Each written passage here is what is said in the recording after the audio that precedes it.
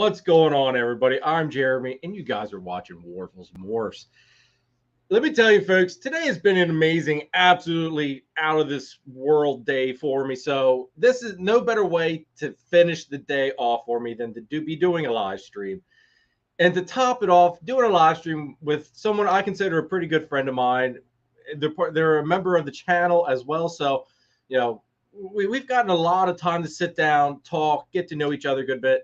And this is just going to be a great show, folks. I'm not going to lie. We've got my good friend Paul of Large Marge Morphs, which is a tongue twister, but I managed to squeeze that one out and didn't fumble it too bad.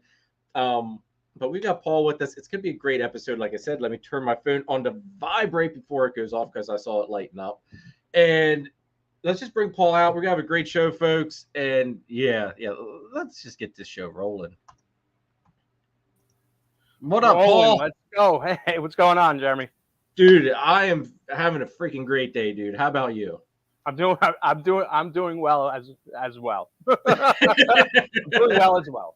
Yes. Awesome, dude. Awesome. Now, for everybody, like, I'm just gonna give everybody a little bit of a teaser.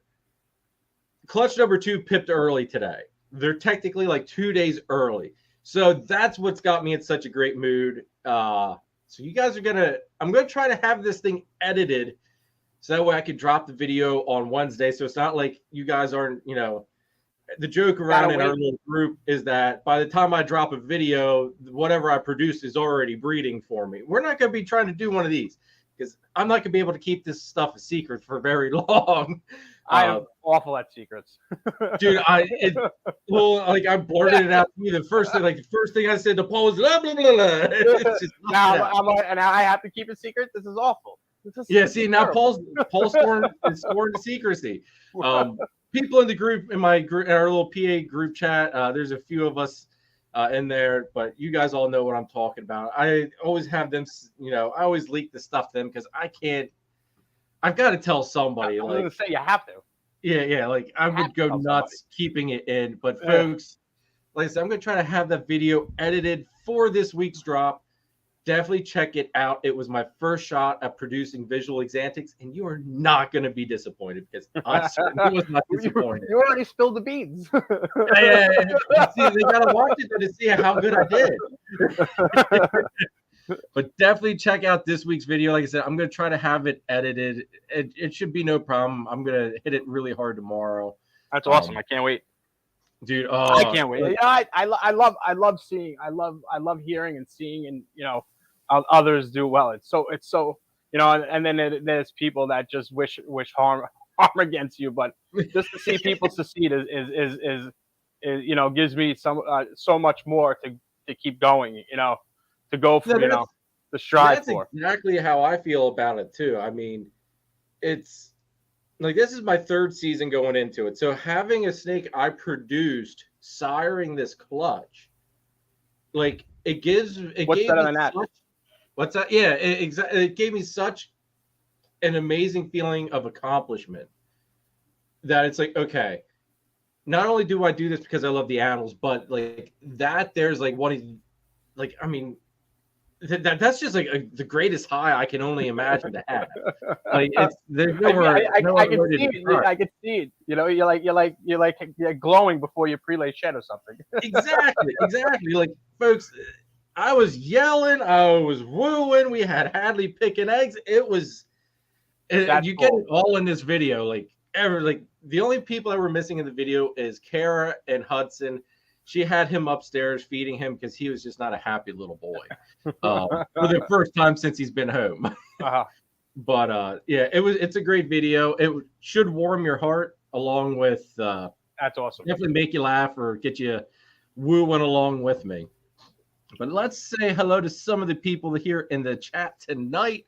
We are at 18 people already. Thank you everybody for tuning in with us. Make sure you guys, if you're new to the channel, hit that subscribe button, please. Hit that notification bell as well because we are going to be pumping out some amazing content this season. And I like to think everyone's showing up. I like to think that this, like Taylor, every show gets better and better, and each video is better, a little bit better every time. So definitely hit that notification bell and the subscribe button, and let a comment down below on this video or any videos, especially the the clutch cutting of clutch number 2, definitely let a comment in that one. We've got Ken from LMK. What's up, dude? Thanks for tuning in. He says hi to you as well, Paul. I didn't want you to think he left you out either. Euphoric Reptiles. What's up? Thanks for tuning in. What's going on, Ray? Frank, what's up? Thanks for tuning in. What's going on, Frank? Bob from Reptilia Morphs. What's up? Thanks for tuning in, Bob. Thanks for joining us. Joel Bartley, thank you for tuning in as well. What's going on, everybody? Oh, Logan's all here. Right. Angelina, thank you for tuning in. Hopefully I said that correctly. Yeah, that's Angelina. That's my partner in crime. She's upstairs. Okay. My little helper. Gotcha. Nathan, what's up, brother? Thanks for tuning in. Man, I enjoyed talking to you earlier today. It was nice to share my excitement with somebody like over the phone a little bit. Let's see here. We got Holly from Texoma Exotics. Hey, Holly. Thanks for tuning in. Let's see here. We got Kai, Lucas Landon Royals. What's up, bro? Thanks for tuning in as well. Luke, what's going on? Leonardo, what is up? Thank you for tuning in from Brazil. Whoa. Nice. All right. Awesome, dude. Awesome. It's great. It's awesome to see how far this stuff reaches out sometimes. Like his last name is Santo, in Italian, little saint. But I don't know. That's freaking awesome, though, to reach out to Brazil. Thank you very much for tuning in with us. Greatly appreciate all the support. Ledco, what's up? Thanks for tuning in. Kara Shea, what's up? YT Vents, what's going on? Thanks for tuning in. My brother Chris, what's up? What's going on, Chris? Yeah, and see, of course, right there. I think Chris is just mad that TSP looks better than everything else. You gotta that's a dig it, you know? Chris, if you saw how bright these freaking snakes glow, like, man, oh my God. All right, we gotta get off that topic. I'm gonna spill the beans too much. Red Moon, what's up? Thanks for tuning in tonight. Let's see here. Pat Dragon Soul, what's up? Thanks for tuning in. Charlie Gray Rider Reptiles, what's up, everybody? We've got Charlie coming on here in the near future. I've got him scheduled for May 28th. Oh, nice. So stay tuned for that. We're going to dive into some of his genetics testing stuff during that live. Which, Charlie, just so you know, you need to speed up this clown process, the clown test stuff. According to, I think, Baker's video I was watching today, I was getting caught up on that. Said something about the clowns coming. You got to put a rush on that clown stuff, dude, because I need that test available. Everybody wants to have that, right? Let's see here. Let's see here. That might catch us up on everybody. That glow. Nathan, black and white does glow. It does. It does, especially when you're partially colorblind. It glows like you wouldn't believe. Oh, they love it twisting you, huh? These guys just love busting my balls. Here we go again. Oh God, here we go. All right. That's enough, Chris. Settle down now, bro.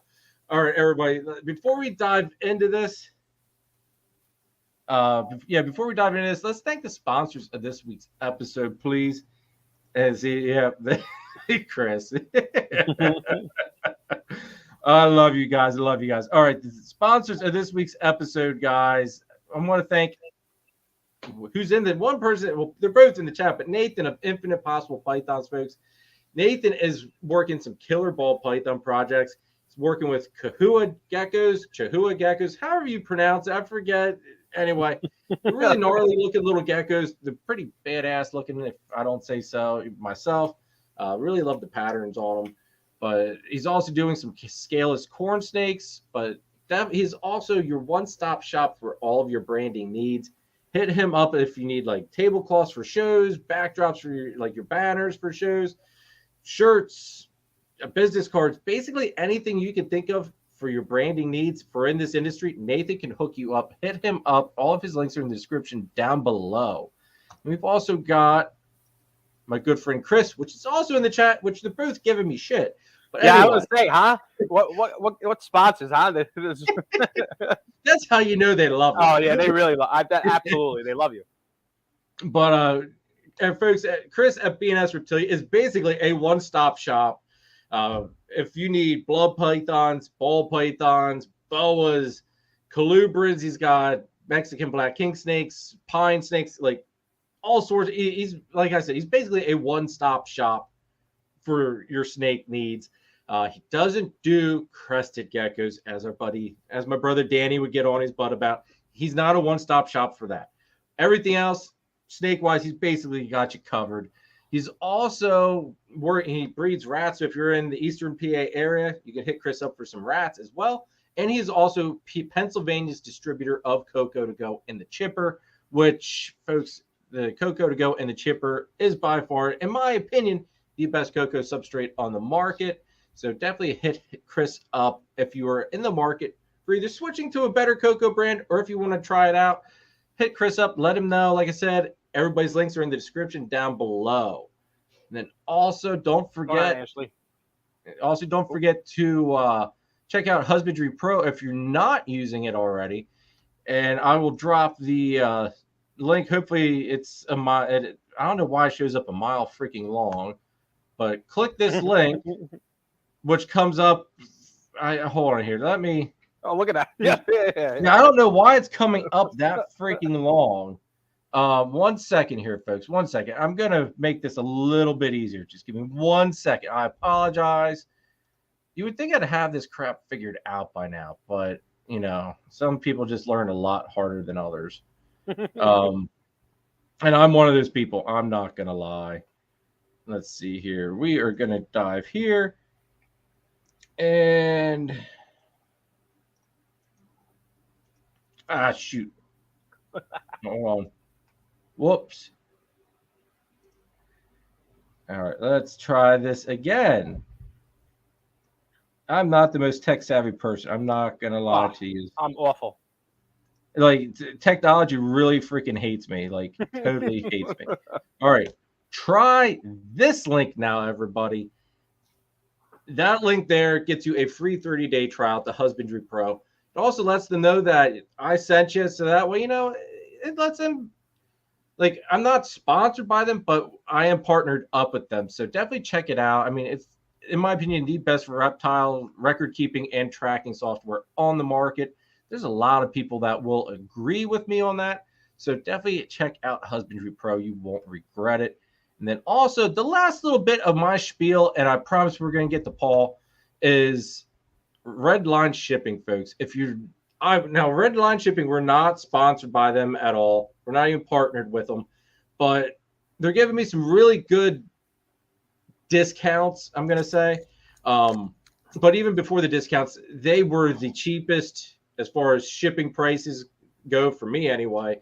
And the quality of shipping service that you get from them is top notch as well. So that's why if I've started using them this year, because I used to use Ship Your Reptiles. I switched to Redline Shipping this year, and I've not regretted it at all. So definitely check them out. Use the code ROBIN60. Get 60% off of your 2 shipments. You can't beat that. Give it a shot, and I bet you will start using Redline Shipping. That's cool. All right. Now, we got a bunch of people that dropped in, you know, during my 5-minute spiel. Ashley. My buddy Danny's going to give me all sorts of crap about. Okay, Charlie says Clown should be soon. All right, Charlie. I hope so. Holding it to you, Charlie. So. Let's see here. Eric from Drop Time. TSK all the way. Yes, brother. Yes, you got it. Thanks for tuning in tonight. Got Jolly in the house. Seems like Jeremy? It's no secret. What's that? Seems like it's no secret with that clutch.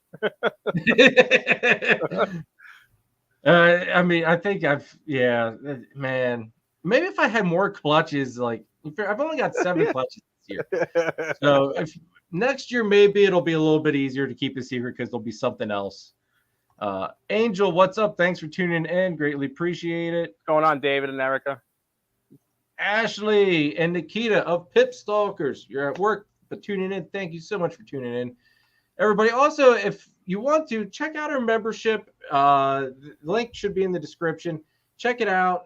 It's just another way to support the channel. You get a couple added bonuses like shirts, early access to animals that come up for sale, discounts on animals that are up for grabs, that kind of stuff. So check it out. And if it's something you're interested in, or if you just want to support the channel in another way, all the support's greatly appreciated. But check it out, and maybe there's something. Maybe it won't disappoint, right? It won't disappoint. No, like I mean, I'm still trying to time. We have a blast. We do a live members only live stream once a month, and we sit down. It's basically a bullshit session, and we have a blast. I mean, we bounce ideas off each other. It's pretty good stuff. Tammy, what's up? Thanks for tuning in. Hey, Tammy. True Ball Pythons. What's up, Terry? Thanks for tuning in. That's a new face. If you are new to the channel, please hit that subscribe. Clint, what's up?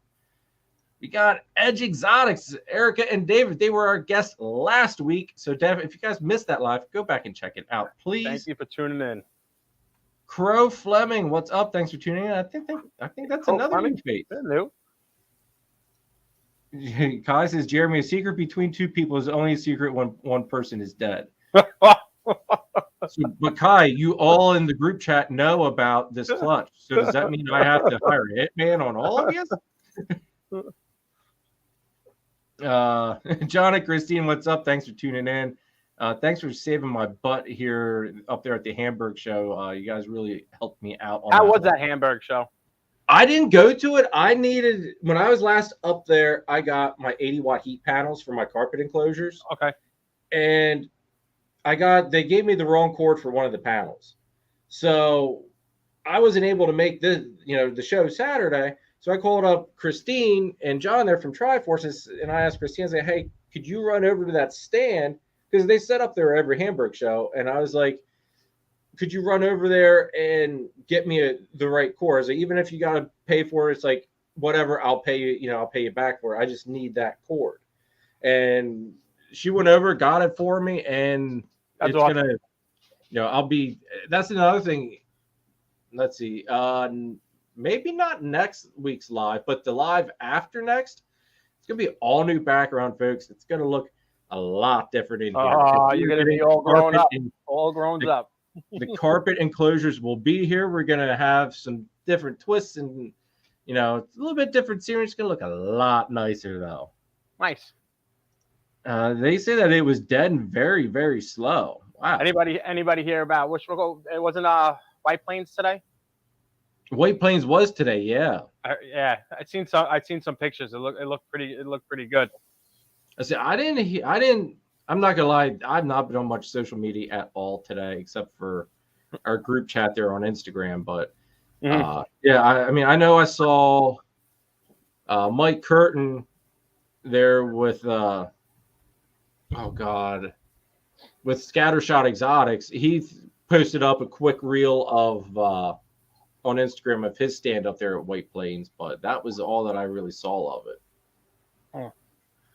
But anyway, Paul, let's dive into you, dude. I've spent too much time talking already. Let's know about yourself. What got you into the hobby industry?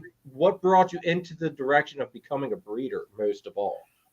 To be honest, I've always been around reptiles my whole life, or any kind of animal, So I'm gonna blame my father, for that. Every time you went to a pet store, we were coming home with something. So that's like the usual, my usual whole childhood was anything. I had a pond in the backyard. We had he made like this huge pen for birds. We had pheasants and stuff like that. So I was always around. Something. And it went through college. I've always had to have something. I had a hedgehog in college and a Dumeral python, Dumeral boa, whatever it was. Yeah, Dumeral's boa, yeah. Right. And so I've always had to have something.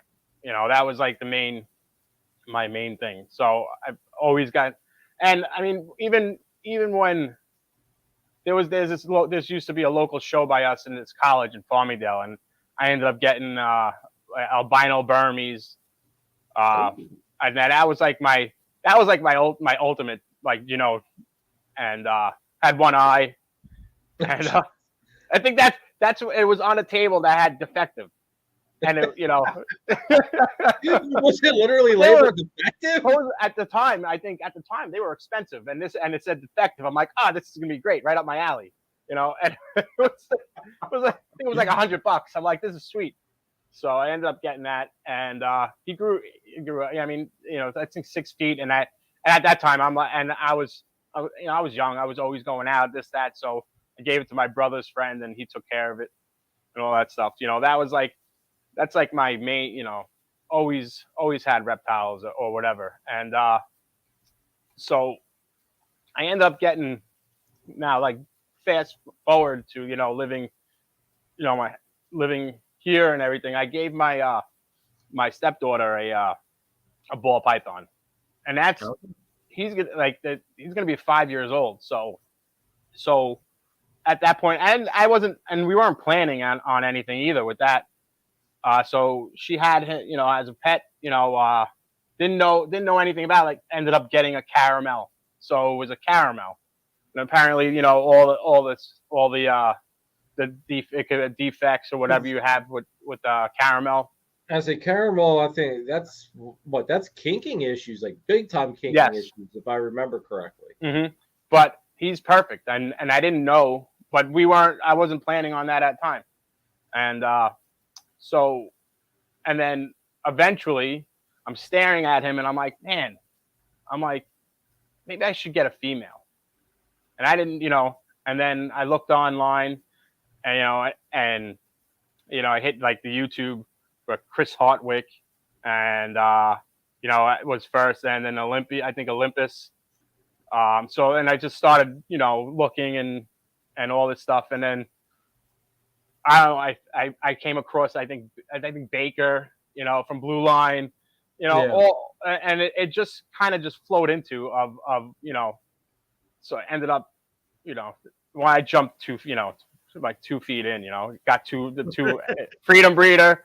I got the Freedom Breeder rack, got the 1065 before I had 15 snakes, maybe, you know. Now, that Freedom Breeder had to be massively freaking expensive to get there to you. Yeah. What made you pick the Freedom Breeder over, like, an ARS? $1,000. It was $1,000 to fucking ship you. Jesus. No, that's why I like ARS. And you know what's funny? You know what's funny? From what I remember, and I don't think I realized it either. I was just clicking away, and then like the last whatever, you know, you have to pay, you pay for it, and then when they get ready to ship, you have to pay shipping. And then I clicked that, and it said $900 and something. I'm these motherfuckers. so like I'm already, you know, what, 2,800 in. I'm like, well. I was gonna say, that shipping alone, like, $900 shipping. That's 3/4 of an ARS rack just in shipping. And then that made me go to the 1065, and it was like I think it was like the $330 for shipping. Yeah, you know? Yeah. I can tell you though, I hated putting together the ARS. It's once every screw. It just you know, it does suck, but if you put, like, me, like, I never order a complete rack. I always get bits for the 1065. Thanks. Where were you when I needed you? 40, the 50/20. Like, I get like 3 different racks in one order. So my fun aspect is sorting through it, trying to figure out what the hell goes to what first. And then I put some tunes on, dude, and I just, like, completely. You get into the groove. I mean, it's tedious. Yeah. Once you build one level, you build, and it's the same thing. And then the Freedom Breeder had that stupid friggin' rivet gun. You know, I'm like, after a while, I'm like, I'm sure people had the air, you know, the air hose or a rivet gun or whatever. So it's like, but I was using that shit thing that they had. And so also here says he seems just as grumpy in person as he does in the group chat. Fucking guy. That's my man child. That's your man child. Yeah. 330 pounds, and he has a baby face. Edge here says, agreed, putting the ARS racks together are a pain, lol. But they are, but whatchamacallit had that video with he put together, what was it, the new rack, the 130? Billy with the mini 130 or whatever. Mini 130. Now that looks a lot easier if they make them all like that now, because I have yet to watch that. Yeah, because they don't have the I don't know what the channels. You know how like every piece you have to put a channel in for the drawers. Yeah. This is just one full piece, and the channels are already in it. So all you do is drop it in, and then there's 4 screws, and you're done. That would be a lot freaking nicer. Because I think that's the biggest pain is all of the railing there. I was like, son of a bitch. I'm like, now why couldn't they have that with everything else? That would have made sense. And making things a lot easier. I'm hoping that goes, you know, the whole that does every single thing, you know. I bet you. I mean, you figure that's probably just their first step into it. Oh yeah. I'm sure that throughout, you know, the next couple of years, you're going to see that kind of go into effect with a whole bunch of the other platforms. You hope now. I mean, I like the friggin' the shelf and the Freedom Breeder, you know, and just like everybody, you know, that thing is a home run, you know, pulling out the tubs and putting it on it, you know, and I've heard rumblings that the ARS is supposed to do that. I heard the same thing. Did I hear that today? I think I heard that today on something I was watching. But my one thought is, like, when I'm pulling out tubs and stuff, like, I've got a desk, like, I've got a little table here which I set my laptop and stuff on that I do like my egg cuttings on and all that stuff. So when I pull out a tub, if I'm pulling it out all the way, I just turn around and plop it on the table. Like, well, we all can't have desks in our snake room, all right, Jeremy? You know,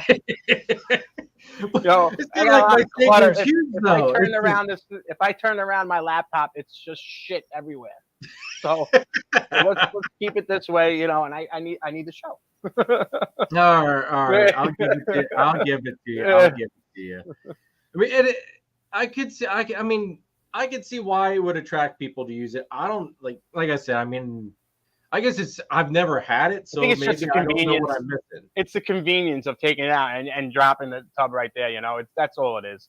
No, that, and I don't have it right now, so I don't know what I'm missing. Basically, I mean, I'm sure it is very convenient though. I was talking to was it Gerald from we were actually all together talking, Ollie and Gerald and Gage and everything.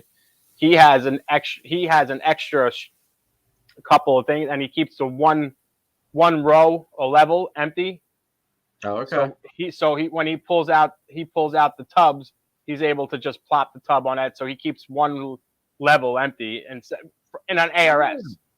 So, but you know, I mean, that's just extra money for an extra level.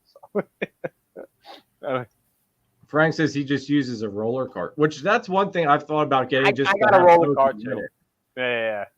So I have a little room and everything, and I got the sink and everything. It's as of right now, my future plans is I have my detached garage that I'm gonna chain, you know, into the snake room. Right now it's just a storage facility of shit, you know, my wife wanted to put in there. So yeah, so I'm putting, you know, we're gonna change that so that all her stuff come back in here, and then I can just go out there. Chris has struck an interesting point here. Who has empty bins? You're right?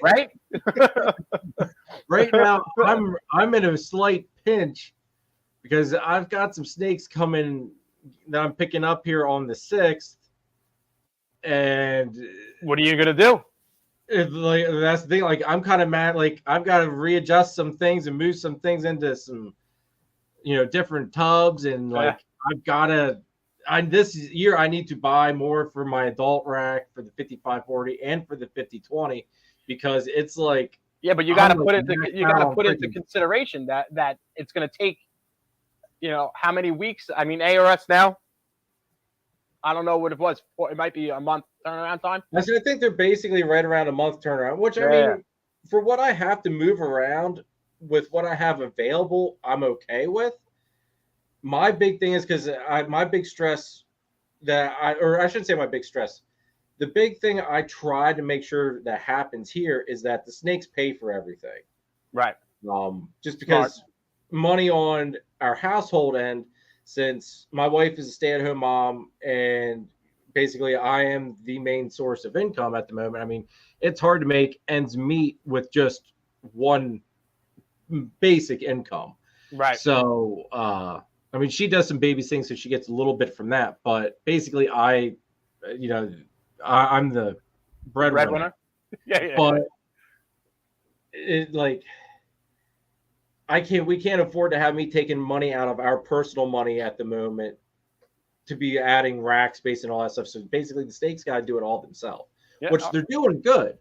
But now that it's time to add rack space, I've got to sell some hatchlings and stuff to get that money to boost everything up. Well, and hopefully that the jungle the carpet right behind you will drop soon too.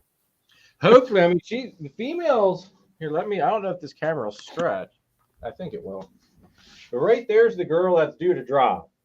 Like any day, like she. Look at her go. I'm sure she's even out, but she's been getting really restless, so I think she's ready to go. All right. That's the sire to the clutch. Cool. But it's I mean, like basically that whole clutch, it's not even here. It should be 9 eggs, like I was telling you backstage, and it's basically, it's already basically all sold off. That's amazing. It hasn't even hit yet, and they're all sold. Yeah, I mean, it's an amazing feeling, but then at the same token, it makes me scared because what happens if she slugs out, or we can't talk about that. Right? That inevitability that at some point something bad is good. Because I've had 2 great seasons with no issues. Knock on wood. So what are you saying? Something bad has to happen sooner or later? Yes, exactly. That's exactly what I'm saying. At some point, Lady Luck is going to run out for me. The odds gods have been kind to me. Like everything has gone textbook okay. Mm-hmm. At some point, it's like I've always said for a bunch of other, everybody basically says it's not what is it going to happen. It's when is it going to happen. Uh-huh. And, like this clutch is one that scares me, the carpet clutch. My chance at double visual Gstripe Clowns, that scares the living shit out of me. I have 4 eggs to come from that girl, 4 shots to hit the double visual. Let's go. Let's go. Dude, it's just like, it's, I sit on pins and needles stressing about it. And Frank says, don't voodoo yourself. Yeah, exactly, right? You talk bad so much, something's gonna fucking happen. Dude, I'm just super thankful. I've come as far as I have. This, like I said, my 3rd season, and it's gone so good so far. Right. So man, well, that's awesome. If something bad were to happen, I would just have to sit back and be like, look, it sucks, but look at all this positive, look at all this awesomeness that came before that. Right. I always try, when life gives me lemons, I attempt to make lemonade, whether or not maybe a little bit of tea in the water, but no matter what, it's going to be yellow. Right. Yeah. So, I mean, after, we just had, I'm hoping that it's a pre-lay shed. I mean, she was looking uncomfortable and all that stuff and everything, So I ended up, pairing, I got my black pastel Cypress pied. So she's ready. She's in shed now. So I'm hoping I could even say, I got some eggs this season. So, How many pairings did you do this year? Not many. I have the butter. I have a butter Cypress. I got the visual pied Cypress. I have a black pastel yellow belly het lav pied, and I put that to a super asphalt het pied. Oh, okay. So see what comes out with that. I don't know. I'm hoping. I'm doing everything that I've talked to people that give me advice and everything, and I mean, they obviously are, the people that I talk to and everything are well established, so all I do is listen. Charlie's got, we were talking about this backstage a little bit too about the ultrasound thing. Charlie says that there's 10 guys with ultrasounds near you. Get one. You say they're near me. I mean, Baker's pretty far away from me. He's you mean that far? He's 25 minutes, but that 25 minutes on Long Island is far. 25 minutes. Come on. No laziness. I was thinking you were gonna be like 2 hours or something like that's that. See, you don't even have an excuse now, Paul. Yeah, no shit. Baker, hey, 25 minutes. It might be an hour, maybe with traffic. Who knows? I try to stay as far away from New York City. David, as possible. For Edge Exotics, that's for you, David. Put my middle finger away for you. I hear you. We have one Paul and everywhere. I bastard. Telling you. But see, they're offering to let you use it. Oh, bro. David's offer. I thought he was making fun of me. I thought he was making fun of me. Me and him were going back and forth at each other the whole time, and I figured sooner or later he's just going to keep making fun of me sooner or later. I know you have one. I know.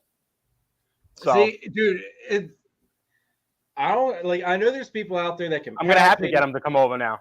Yeah. Yes, you got to. Like, there's people out there that can palpate and they can feel everything, even down to the very small follicles, and they can accurately tell you, yes, she's got something going on, or no. Right.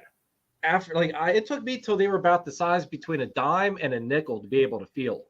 The ultrasound saved my rear end big time. If it wasn't for the ultrasound, dude, excuse me, I wouldn't be having a carpet clutch this year. Right. At all. How many times did you end up dropping the mail in with your carpet? Well, all right. I believe the more proper statement was, how many times did I drop a mail in with a male carpet? Which that dude, or because this one up top here was sold to me as a female. I trusted the breeder. I didn't second guess the sex of it because she was decent sized. Right. He's like 6 foot long right now. And I waited this whole time. I even got a bang out mail for him. And the mail I got has lineage back to CoverGirl. If anybody's a Morelia or into carpet pythons, CoverGirl was one of the big carpet pythons that was on the cover of Reptiles magazine. I'm going to say probably in the 90s. So that male's got nice lineage back, and that's pretty cool. It was a perfect match. Put them in, never saw any locks. They never fought though either, which was really even more screwed up. And so one day it kind of got me bothered. Like, I was just kind of like, what the hell's going on here? And so I went through and I popped the big one, which was supposed to be the female, and I got sperm plugs. I'm like, I don't think you should be able, I'm the thing and say, all right, if they locked and I didn't see it, when you're popping, would you be able to squeeze the sperm out of the female? So it kind of got me contemplating, did I just do an oopsie? Oh, sorry. And so I waited a couple of days. I did it again and got sperm plug and got sperm again. It's like, no, it's a freaking male. So I went off the deep end. I was not happy. Pulled out the ultrasound because luckily I had one. Thanks to everybody that donated through super chats and stuff. I greatly appreciate it because the super chats definitely helped speed up the process of me getting an ultrasound through my ultrasound fund. But I pulled that out. So since I knew that one was a male then, and I knew the other one was a male, there's only one that I knew was supposed to be a female. So through the ultrasound to her, and she had like 17 mil follicles when I hit her with it. Was that the only time that you did on YouTube video? Was you ultrasounding her? Yeah, that was the only time I ever ultrasounded the carpet on YouTube. Yeah. apparently not many people ultrasound carpets just because they're very seasonal breeders. But I'm sorry, I'd like to know what's going on inside of my snake. Oh, it worked. But yeah, it saved my ass. If I wouldn't have done that, because she's only 3.5. Right. And standards are you wait till they're 4. Uh-huh. So she's about a season early from where she originally would have been, but she has like I told you backstage, I should be getting 9 eggs from her. She's just got to finally give them up. Like she's holding out on me. It's not fun. Yeah, it's like I just want to get in there, like just give her a little bit of a squeeze, try to push them down there a little bit. But no, like the ultrasound's a big game changer. If anybody does not have one and you're questioning about getting it, don't question. Just go get it if you can afford it. I'm definitely gonna do that. David said I definitely got to give him a call and see if he can come and show me how to use it, whatever, use it. Yeah, and that's the other thing. If you've got people that are close to you that have one, take advantage of that until you get your own. Mm-hmm. Like all my breeder buddies, like Nathan and Chris, like all those guys, they're 2 hours away from me. Right. So it's a pain in the ass for me to get one of them to come up here because they got to make a 2-hour drive here and back, and they've got families and kids, and that's a lot of time out of their day. And I'm not going to pack up all my girls, take them over there to ultrasound, and screw that. I don't know. Yeah, would that be wise? You taking if they're building and all that stuff, and you're traveling with them all? It probably wouldn't, but at the same token, the one female that went for me this year, I got from Nathan. Oh, look, we got Baker in your house. What's up, Baker? Thanks for tuning in, bro. The one girl that gave me my first clutch for this season, I got her from Nathan, and she was mid-building, and she kept building the whole time. Right. So, I mean, I've heard it could go either way, I think. David's going to charge me $100 per. David, do I have something of yours right now? I think I have something of David's right now. Might be that 70-30 that's sitting around. So what genetics are you working with right now, Paul? Because I know we went over like there at the one member live, and you have some real freaking heat. I have the I like Cypress, so I have two visual Cypress pies. One's a leopard Cypress pie, and the other one is the black pastel that maybe have that prelay. Clown, Desert Ghost. I actually have next. I think in May I have Gstripe. A couple of females coming to me. Het Gstripe, Het Enhancer. No, sorry, Yellow Belly Enhancer, Het Gstripe. I have coming from Jason from Canadian Reptiles. Okay. Right, Adventure or something like that. Yeah. So I have that coming. So I can't say listen, everything I look at I want. I mean we're all guilty of that. Unfortunately, so like I'm trying to narrow it down somewhat. I've gotten rid of some snakes to a local reptile store, for credit for rat and stuff like that or whatever. So I've been giving some stuff away of that nature. I have like Desert Ghost, Clown, Gstripe, Enhancers coming. So that's kind of what I'm gravitating towards. I have probably a dreamsicle project in the future, which is with that black pastel, the het yellow belly het lab. I have a visual lavender het pied and everything too. So I'm slowly trying to make a path. Being a serial killer, real douchebag, man. I hate did you see? Do you see Baker's comment here on how you look like Buffalo Bill? Guys, so sexy guest. Thanks, Mike.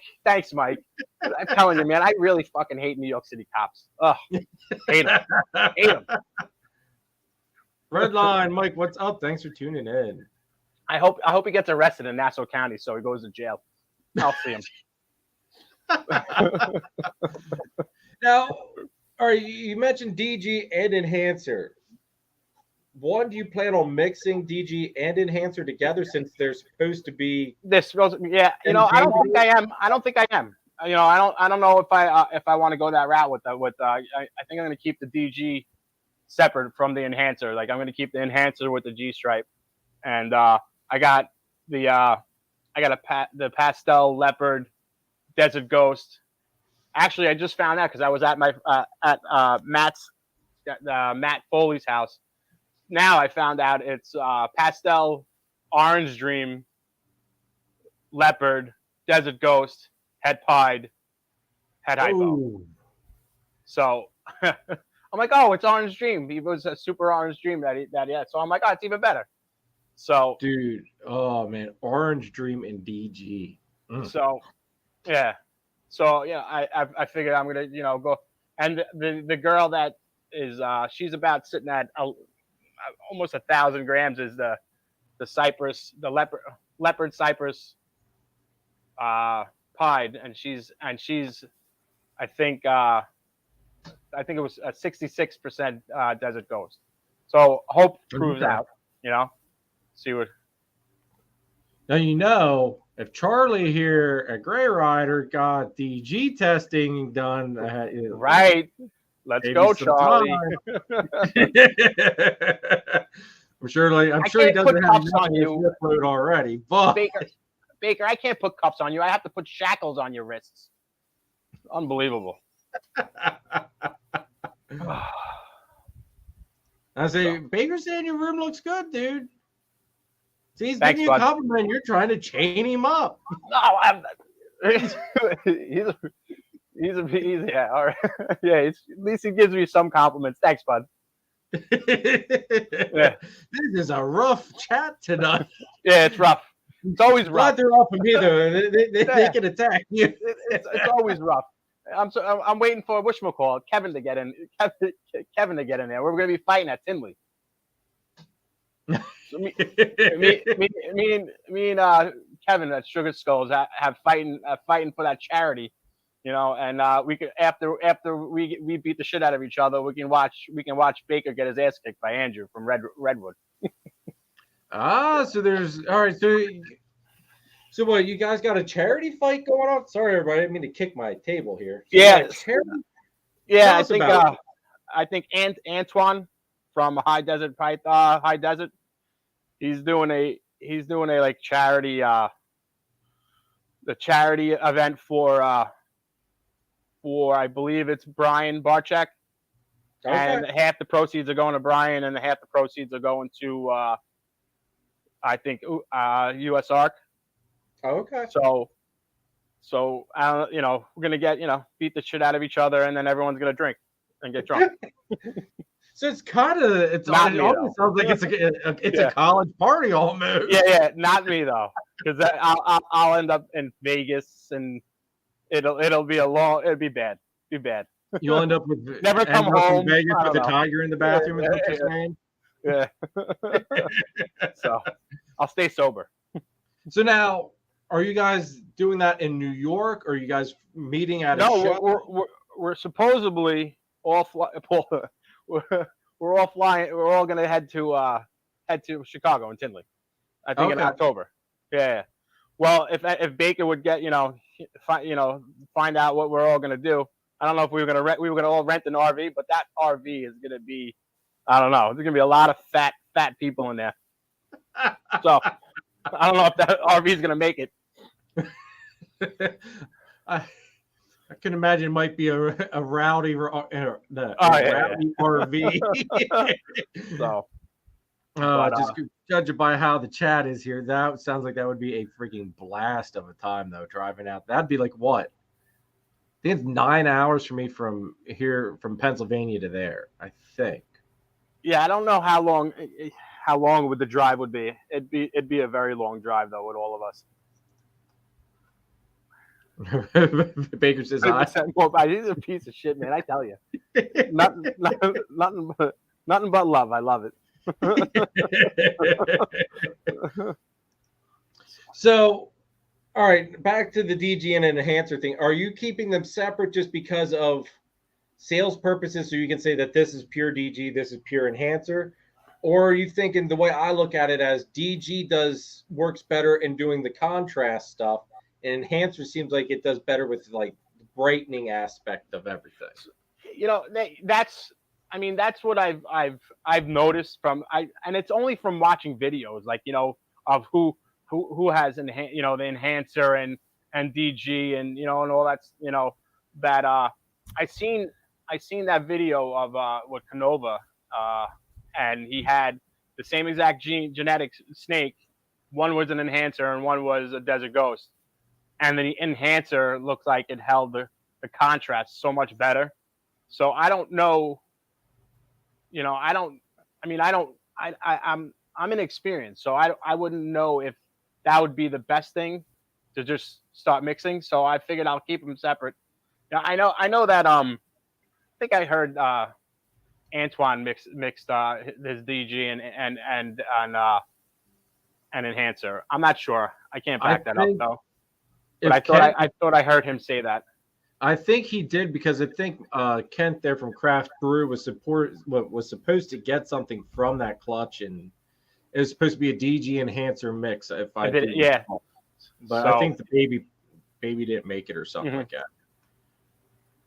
So I don't know. So I figured that I'll stay with the enhancer and Gstripe, and then I'm gonna go with the Desert Ghost, pides. One aspect too, and see how that takes me. I still got a lot of work, to do. So, and if it comes down that route at that time, then I'll do it. Now, what made you, with your recessives that you are working with, what made you pick those over all the others? Like for me, I work in Exantic, DG. I got into hypo just because I love the one snake. Basically, the one hypo combo is all I really care to make. Got into Pied accidentally, but basically my whole thing was DG, Exantic, and Clown was my three base that I told myself, this is what you're starting with. What drew you to your base, and what made you pick those as your base? So in the beginning, it was like a free for all though. Like I was putting money into like spin for wins, and Kevin was winning a bunch of spin for wins. I won a few here or there, and and I just had a bunch of snakes, and I'm like, oh, so I started talking to a few people, and I like Clown a lot, so that was like where I was heading towards mostly.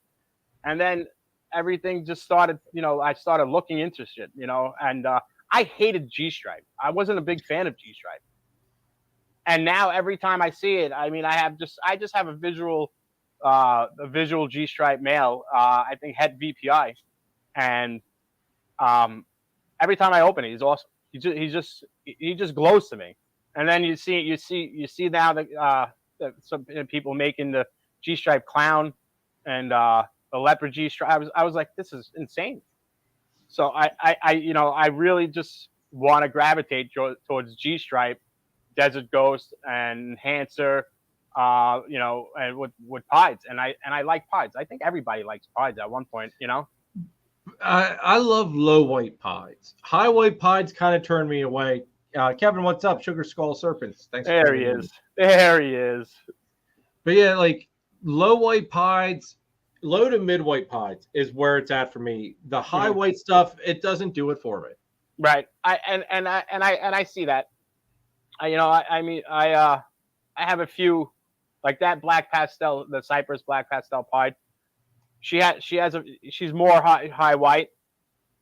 But I have the what else do I have? I have a special Pied, but he has a lot of color, so which is amazing. I think that's what I'm gravitate towards is the Pied Clown, just pretty much, and Ed whatever is going to come down the road. I don't mean to distract you, but Baker's on a roll here. I'm not gonna lie. I'm loving this chat, guys. This is absolutely freaking What is he saying? I haven't. Oh, what was he talking about? Unbelievable. Oh man, you guys are freaking hilarious. Thank you, everybody, for tuning in. If you are what you see going on right now is exactly what happens in our Instagram chat. If you miss an hour, it's a nightmare. It's like 150 messages, and you're reading back, and everyone's making fun of everybody. It's crazy. Dude, that's how our PA breeder chat is on our Instagram. If you miss if you miss a day, don't even bother going back trying to read it, because you're gonna spend legit hours trying to catch up. It's not worth. But man, the amount of crap we give each other, we've all said it. No one ever should see that chat that's not in that chat. Just because it probably makes us all makes us. Everyone's a bunch of assholes. Yeah, that's how it is in the chat. I mean, you get from firefighters to cops to fucking correction officers to a retired correction officer to baby face. We have in there. I mean, it's everybody. And I have this little baby Austin that just because he could deadlift me, he tries to make fun of me. Sound it out. We got Frank riding on you here too, or maybe Frank's riding on me now. I don't know. I don't even know Frank. Thanks, Frank.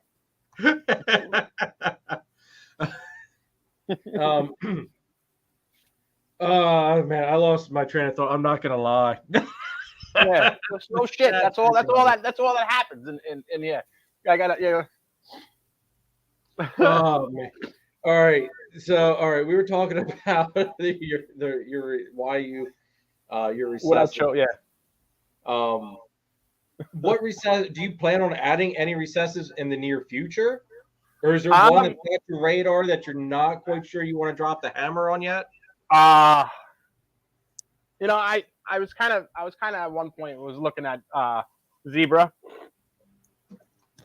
and Zebra's kind of caught my radar too a little bit. I'm waiting to see it a little bit more, but so I'm not but I think what I'm like I told you before, I'm gonna probably concentrate on the garage. I mean, what I have now. I mean, I have a few snakes coming in. I feel that once I get everything set, and I'm gonna start the garage, and then from there, I'll I'll take it from there. But plus you want to get. I mean, I'd assume you'd want to get your base built up nice, and then before you start branching out, because that's one thing I learned with Billy's Patreon was to get your basics dialed in. Mm-hmm. And then expand and add into that pot once you've gotten, a good solid base built. Right. Yeah. I mean, that's exactly what I feel. I'm just following a lot of people. Baker, and even though he's a douche, so following his footsteps. I'm joining his Patreon. To be honest, though, is phenomenal. Besides the banter and everything else, they taught me a lot. Talking to everybody, David, Mike from Redline, they're all like seasonal vets, compared to me, So it's awesome. Is this your first breeding season or your second? This is your first season. This is my first, yeah. So. Dude, man, I really hope you get some clutches this year, dude, because it's that feeling of cutting your first clutch, that will never leave. And I think it just gets better and better every season after that. Yeah. We're all waiting for whatchamacallit. Kevin has a clutch that's been sitting there. He has it on camera. He's staring at his phone 24/7 and just waiting to pip. No. And we're all sitting there waiting. We're all like, did it happen yet? Did it happen? You know, So so he's got a 24/7 live stream set up on it. I don't know if it's but I think he has a camera on it, which is awesome. You know, so I know he's looking. I don't know. So See, that's neat. That's one thing I thought about doing. he's on 62 days right now. He's waiting, hasn't pipped the 62 days. Cut that shit. Yeah, yeah. He said we cut it today. It figures. Oh, okay. I see. Yeah, man, if it hit 60, I'd be shitting a freaking brick, dude. If I got like day 55, that's it. We're cutting no matter what. Day 55. And dude, in all honesty, like I made some slight improvements to my incubator this season. I added a second fan because I was expecting more of a bombardment of clutches in at one time. So I thought all that extra heat from all those clutches being in there going to need the better circulation. So I added the second fan, but to hear how everything's playing out, one clutch comes out and then another clutch goes in. Like it's almost like a nice rotation. You know, there's no what kind of incubator do you have? It's a homemade job. A buddy of mine owns a pizza shop and had a Coke fridge that wasn't working. Messaged me, goes, "Hey," he goes, "Do you want this thing? If not, I'm going to junk it." I said, "Yes, I will take it." So hollowed it out. Put my first 2 seasons were just a single fan in there with 12-inch heat tape on 3 sides of it, and like the past 2 seasons, everything hatched basically. Something was pipping right on day 55. Right. This season, though, with the added fan, for whatever reason, everything. I mean, granted, it's only been 2 clutches, but everything's hatched like 2 to 3 days early. So and you have it at the same temps? I mean, did you have it at the same temp last year from this year? Same thing? What do you keep yours at? I keep mine at like 89 point. Hold on, give me a second here.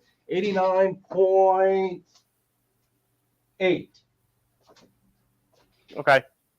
So that gives me like that nice little fluctuation, but it keeps basically everything right around that 90-degree mark. Awesome. Yeah. So I know watching Baker have his he just got that new what is it, Mike Wilbanks. Oh, he got a Wilbanks incubator? I must have missed that. If he did a video on it, I missed that one. I think he has an unboxing video with him and Kevin. So, but it's that's pretty nice, and it fluctuates too. And I think he had it fluctuate and everything as well, from I think 89 to 90 or whatever it is. 80, I think 89 to 91 or something like that fluctuates. Okay, see, that's one thing. Like I would love to get a Wilbanks incubator, but at the same token, it's like this thing's doing amazing for me. It's like the Wilbanks looks really nice and it looks really professional, but this thing's really killing it for me. Well, it's like, why change it? Why change? Yeah, I mean, it's working. There's no reason to change. Exactly. Like unless I end up needing like for a tax, just for a tax deduction, like I've got to spend X amount just to, do something. I guess I have to get a Wilbanks. So yeah, sorry. God, I guess I twist my arm a little bit, Yeah. Ed says inspirational words from Paul. Yes. Now, what incubator? Like, do you have a homemade incubator, or no, what's your incubator you're using? I have the 36. I think it's a Sea Serpent. Oh, okay. You got one of the hot boxes. Yeah. So okay. I got. So hopefully, I mean, it's been. I had it on. I have it at like 80, 89. That goes from 89 to 90. So it's been fluctuating. So I had it running for a little bit. And well, what thermostats are you running with all your stuff? So I have every thermostat there is. Every thermostat there is, I have. I have the VE, I have the Freedom Breeder, and I have Herbstat. So I had the Herbstat. I had the Herbstat running on the 5540, and I blew a fuse. And yeah, so I the temps all went down. Thank God it went down and not up. So I didn't know what it was at first, so I switched over. I switched over to the Freedom Breeder thermostat, and I didn't know what. So I opened it up, and it was a blown fuse, and I was like, wow. But I know everybody said that, you know, that everyone talks about Herbstat. So I said I love my herb stats. right, Like I've even started switching everything over to the spider webs, just because I can link the spider web to my Husbandry Pro. Wi-Fi, right? Yeah, through the Wi-Fi. Yeah, I can Yeah. link it to my Husbandry Pro account, so no matter where I'm at, if I'm at work, on That's pretty vacation or cool. something, I can keep track of what's going on with what that thermostat's hooked up to. Right. So I'm slowly switching everything over to those, just because if I'm away, I don't have to worry about anything then. Mhm. One Yeah, less that's care 100%. I think that's great. So so I think I'm gonna switch back to the Herbstat, and I was gonna put the other second power cord on, you know, and run the bottom with the, you know, have the second zone. So that, I think that might have been the problem at first. So is just, I think everything was running off of one, so it just popped. Oh, okay. So Yeah, for mine, I've run like a Herbstat 2 runs one rack. Like that's it. Just because I put, you know, both probes at different sections, because your bottom's always going to be a lot cooler. I know a lot of people always say, you know, put your males on the bottom or whatever, and that's fine. But I still like to have everything within close parameters, especially like the hatchling rack and stuff. That they're like, how many levels do you have on your on your rack? right now, like I'm going to be getting the last 5 sections for my 1065 here soon. Okay. But right now I've got 1, 2, 3, 4, 5, 6, 7, 8, 9 tiers on my hatchling rack right now. And your Herbstat's running all 9? Yeah. My Herbstat right? is running all 9 levels, but I've got both 2 zones, right? being used. Yeah, 2 zones on it. Yeah. So okay, yeah. So. Yeah. It's, I don't know. I don't like to have too much difference in that temperature range. Because I think if you put it too low, your top bins are going to be getting way too hot. Right. Because it's cooler at the bottom, so it's just peace of mind. Well, the heat rises, right? So it would be hotter. I get you. Yeah. Let's see here. What genes are you looking to be adding? Like not necessarily even recessives, but like codoms or dominant stuff. What do you want to be adding here in the near future? You know, I really like that the bang gene. Yeah. So that's what I'm looking at. So, yeah. That's on my list too, and that will be coming in the near future. But yeah.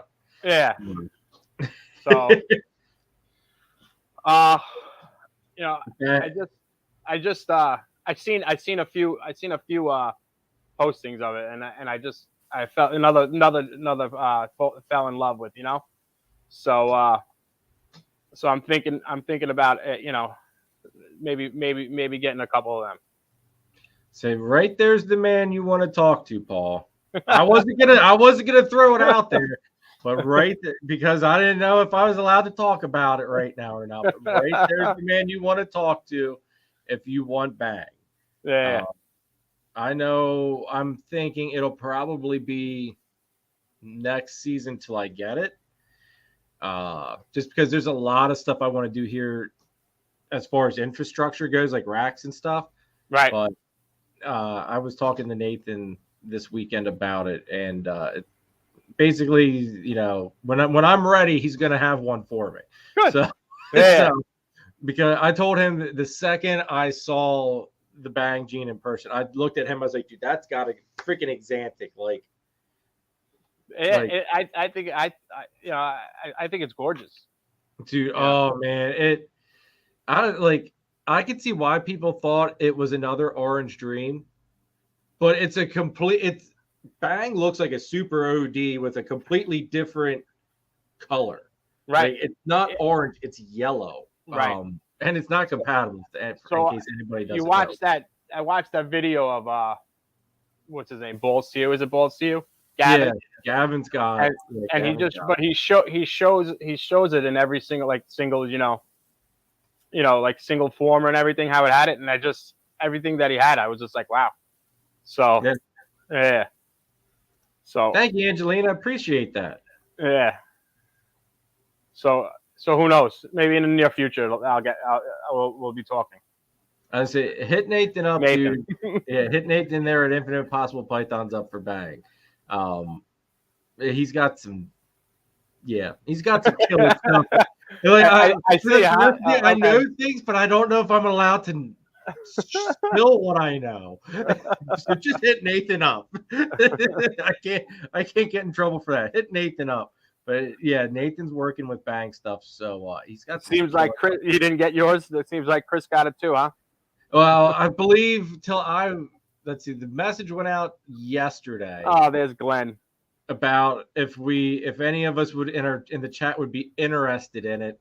And I believe since I was busy doing whatever I was doing, I was probably the last to see the freaking message because it was an hour late to the show. So I was late to the show basically on it. But Nathan, Nathan's a hell of a good guy. He doesn't let a good man behind. So, but at the same token, he also knows, like I was saying earlier, financial situations and all that stuff. I can't go and drop several thousand on a Bang right now with everything else I've got going on. Right. It's baby steps, but like I said, it's going to be next season. Just had a baby, so right. Yeah. We just added another mouth. There's priorities. There's priorities. Yes. But yeah, Bang's freaking sweet. I'm not gonna lie. Plus, truth be told, I wouldn't be able to use it because like I said, it's got to go into Exantic. That's going to be my main focus of where to put Bang at. And next season, my Exantic girls are already. What's that? DSK. Yes, TSK. There's no such thing as anything other than TSK. Come on, man. Only nothing but the best here, dude. Nothing but the best. That's it. Top quality. Yes, exactly. We don't like that very poor interpretation stuff over here at Warples Morphs.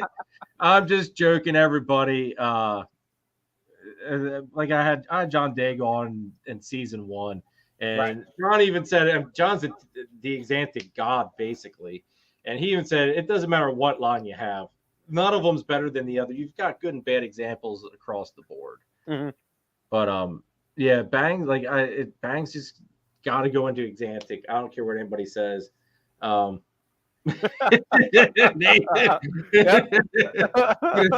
all that beautiful color, that beautiful yellow, and I'm gonna strip it all away.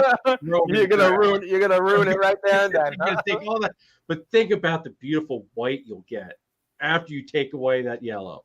It's like I tell everybody. How you know it's gonna be Bang? Yeah. Hey, it will glow. Unlike other people said earlier, black and white doesn't glow. It will glow. Yeah. Oh man, that's where that gene's gonna shine, is in Exantic. I'm sorry. Color is overrated, folks. Mark my words. Color is overrated. I guess you're colorblind, right? I got it. Yeah. The whole world is trying to make these beautiful reds and oranges and yellows. I just want to make the world black and white. That's all. Give me some pure contrasting black and white snakes, and we are set. But yeah, no, like next season, my Exantic girls are basically all spoken for already. I've got a Batman sitting in the rack, and he's basically going to be visiting almost every female because I don't want to run the risk of not hitting Glenn.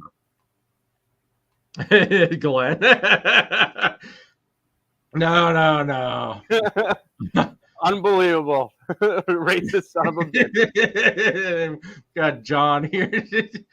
I love you guys. You guys are all great. Like I wanted to make sure I hit that Bruce Wayne, double head Exantic Clown next season.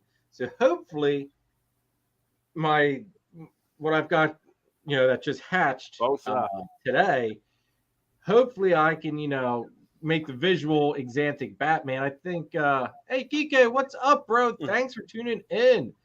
I would love to make, I think John named it the Arkham Knight. I think that's what he named it.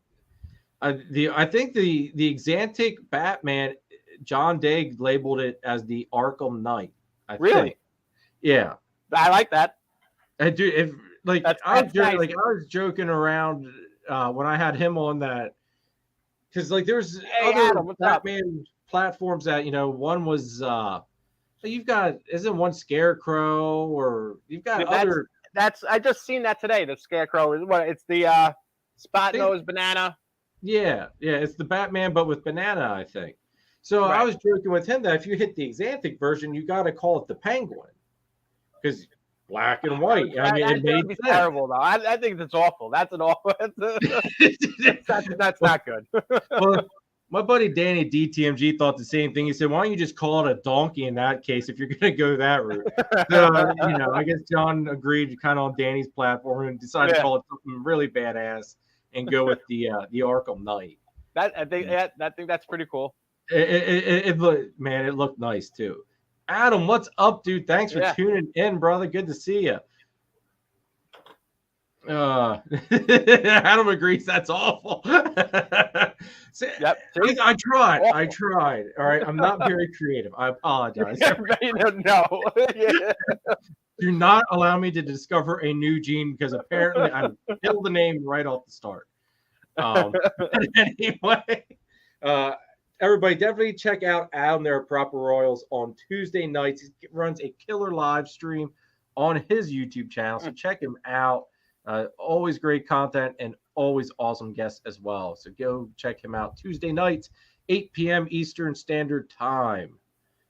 Adam says, I don't agree or disagree. I was laughing at Paul's response. I thought it was okay. Oh, Adam. Adam's probably actually feeding his collection. He feeds Sunday nights and listens to me. So thanks for tuning in, Adam. Greatly appreciate it, bro. Awesome. Yeah, everybody. Also, if you have any questions for Paul, drop them in the chat as well. We'll try to hit them up. Nothing. Unless you get super personal, I think the guest is for open game for any and all questions. There's my friend Austin. Yep, the new gene I would name Paul. Yep, that's exactly what I would name him. Unbelievable. Oh man. So all right, I'm gonna put you in the hot seat on this one. And then here it comes. All right, dude. This is a spicy one. Monsoon. I don't like it. Or nay? What's your thoughts on it? I don't like it. You don't like it? No. Nope. Why don't you like it? I want to see if, because they all look alike. Okay, that's exactly how I looked at it too. Like, it's neat looking. I like it, but I think all you can do with it is change the color of it. Mm-hmm. I'm not a big fan of it. I get it. I guess I get it. You know, everyone's going for it, but I mean, it's new. It's new, and I think everybody's trying to tap to see what. Seen a Mystic Monsoon. I mean, how many more? I haven't seen. You know, but I think it's just too strong. They kind of all look alike right now. Yeah, I'm sure there's going to be something amazing down the road. You know, but. Yeah, no, it's very overpowering. Every combo I've seen, it all looks the same. Mm-hmm. But excuse me. I think really all you can do with it is, change the color of it. I forget who it was when I had Edge Exotics on last week. David and Erica there. Someone had sent me a picture of the Monsoon Clown, and it was neat looking. Don't get me wrong. It was a beautiful. Somebody had a Monsoon Clown. Yeah, hold on. All right, now I gotta find it here. Now I gotta remember who the hell sent it to me first. Hold on. It was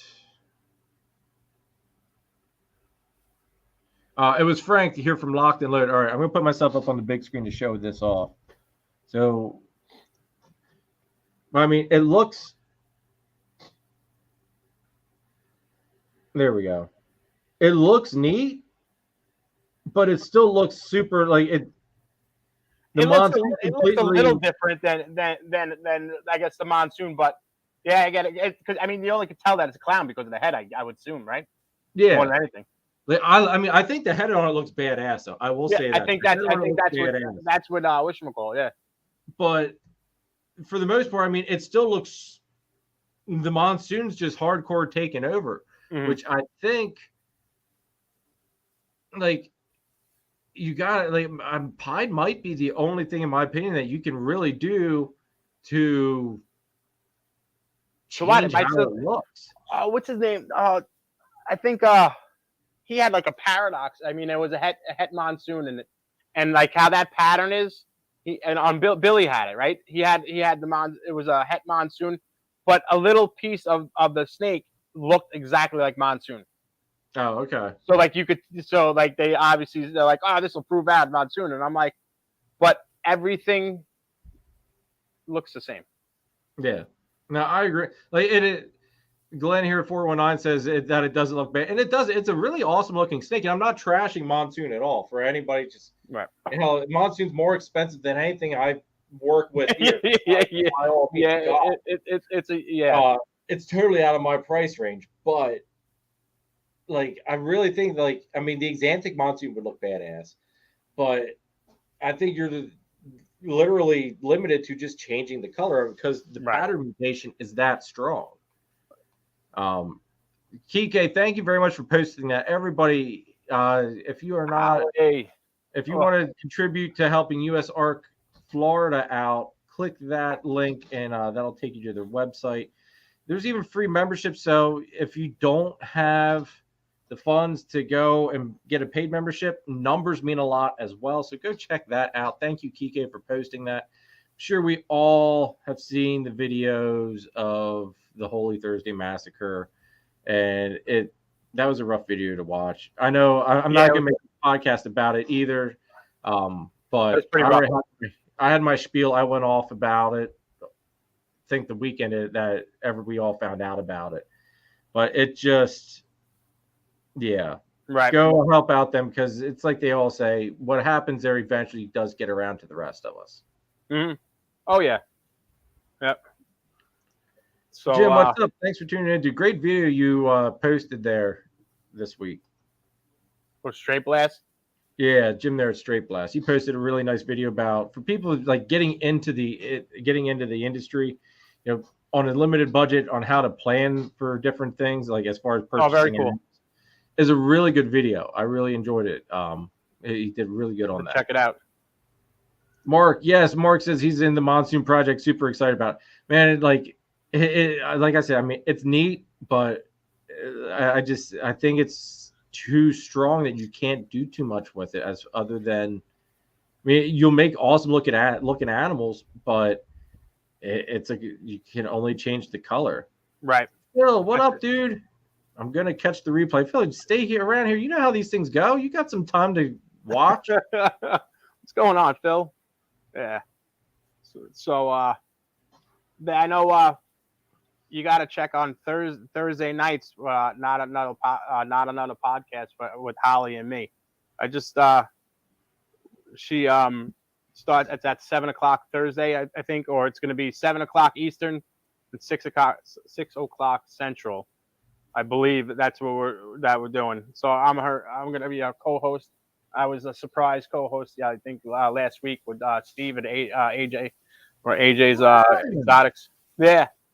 So see, she's awesome. I've been trying to find her podcast, and it's not coming across my feed at all. So I'm going to have to send you the link. What's going on with that? Yes, I have to send you the link.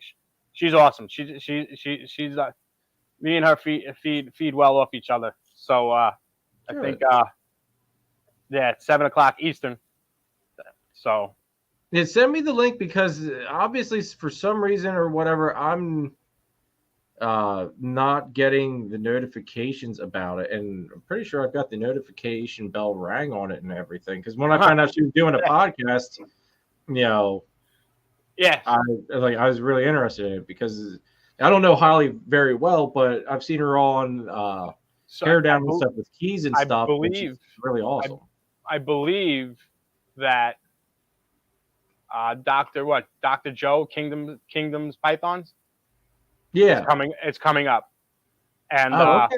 yeah, and we spoke backstage. I mean, the guy's amazing, down to earth, and man, he explained it. He explained the whole, like, because I mean they're doing like genetics in the school in his school and everything, like with the kids and everything, and he explained it so like amazing, like and like not like I was like lost and everything. So he was pretty. I'm like, oh, okay, No, he explained it pretty good and everything.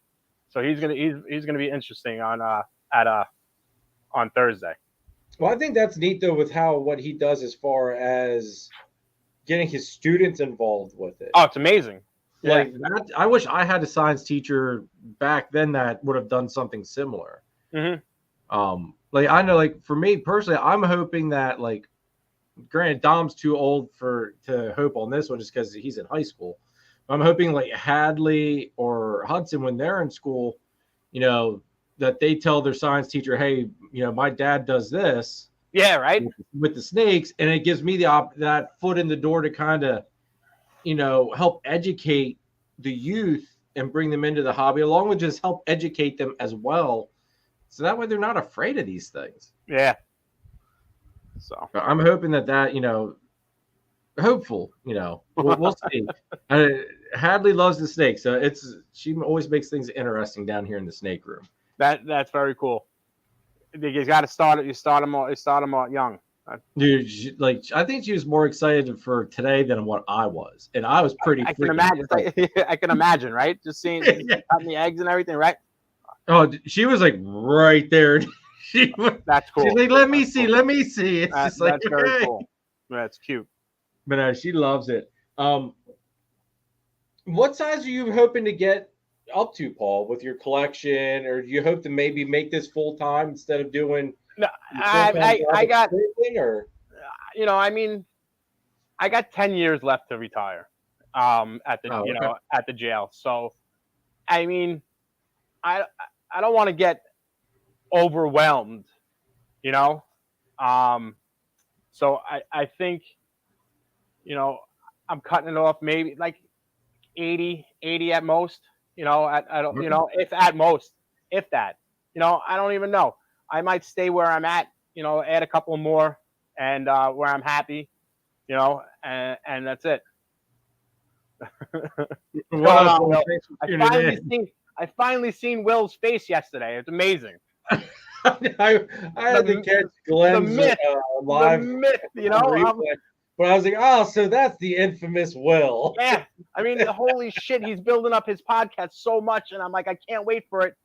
And he's like a myth. You don't even know. And then all of a sudden I hear that he's getting on Glenn's podcast. Of all people, Glenn, but I get it. They're very close. They're good. They're good friends. But and he jumps on, and I'm like, son of a bitch. Yeah.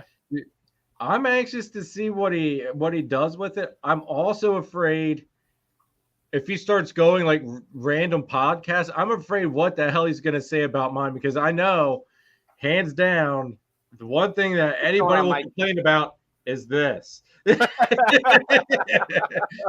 That would be the biggest complaint I could think of. I think he said it. He's like, I think people are going to be upset. It's just going to be a shit talking podcast, But he really, it seems like he has the ability to let you know what's good and let you know how to fix it.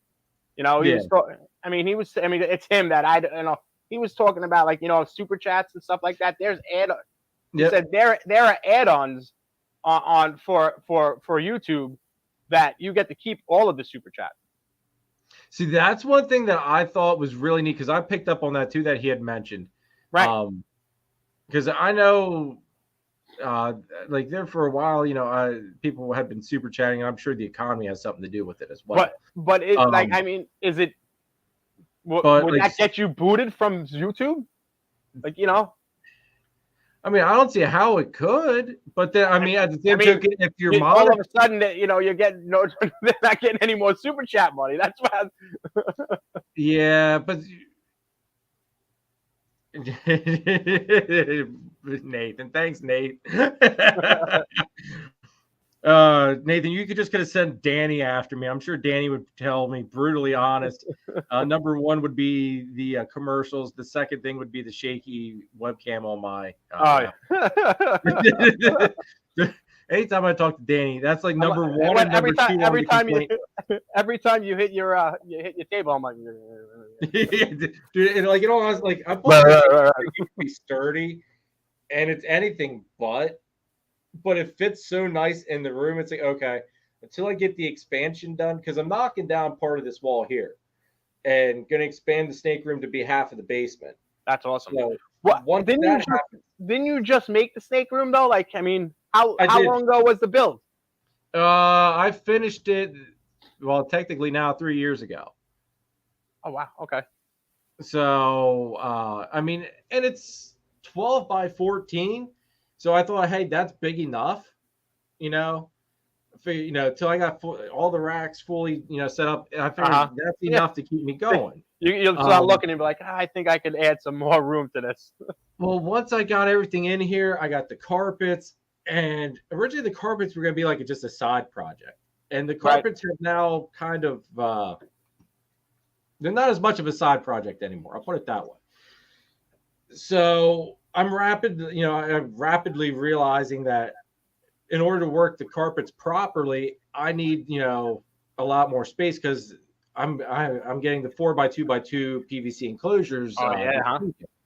So it's going to take up a lot of space. I was saying, take up some room. And then when you've got female carpets laying, you can get up to 30 eggs a clutch. Well, hell, that's half a freaking 1065 rack.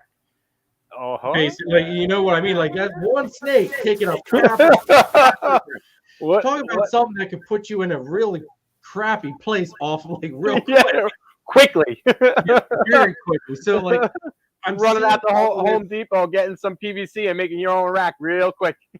Yes. Like I'm seeing all this and I'm trying to just be ahead of the game a little bit. Right. Like I'm going to start working on it this year. I've already got some of the lumber here down in the basement, but I'm going to start working on it, and hopefully by next season I've got it done, and then I can I'm not even going to knock the full wall. I'm just going to cut the wall here where the windows start, because originally the other side was going to be my man cave, but I'm sacrificing my man cave on that side in order. Just make your man cave your snake room. That's it. Dude, the humidity down here, I couldn't that wouldn't work because I've got all that. Well, you've seen my Star Wars collection, right? So that all that would not work down here. That is too valuable to bring down here into all this humidity. So yeah, that would just not be good mojo. So needless to say, slight change of plans for the man cave and where that's going to be, but I'm trying to be ahead of the game before it bites me in the ass big time, because right now as it is, it's like I'm just right up ahead of where I need to be for now. But it's working at the moment. So let's see here. Will says it's just shows alerts from your PayPal, but it shows like a super chat. Oh wow. You see, Will, you gotta go over that your first video, dude. Yeah, absolutely. I mean, people are going to be jumping all over it. Yeah, we're all going to jump all over that, because I think that's one thing that does deter people from doing super chats anymore, is the fact that the people you're trying to support are only getting half of it, right? Half of it, yeah. It really does suck.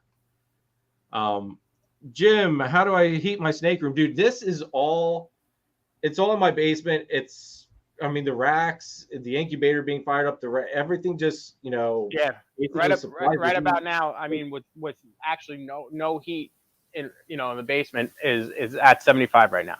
Yeah, I'm looking at mine right now. It's at 76. Yeah. And in the wintertime, it drops down to like 72 in here. So it's not super terrible at ambient. Right. My walls are like 6 inches thick. Mm-hmm. So yeah. it's What's your humidity at in your basement? Right now that thing's saying 68. Mm-hmm. So it's a little bit high right now, but part of that is because my AC unit for whatever, or the oh god, it's part of the AC unit anyway. The part that's inside the actual house. Right. Drawing a blank on what I want to call it. For whatever reason, it started leaking water out from the bottom. So I don't know if like something's plugged up or what. Right. But it flowed some water into the snake room here, and because the sump pump's actually in the snake room, so it makes it super handy doing water changes. I just pull water bowls out and dump it in. That's a home run, huh? Yeah. The only flaw is I don't have a sink down here, which sucks. I got my slop sink right on the end over here. So yeah. So I mean, as of right now, I mean that's good. I mean, I have my dehumidifier running, and it's in the corner of my basement, and I have it at that 46%. Oh, okay. And so far, right now they've been shedding and like full sheds. Yep. Yeah.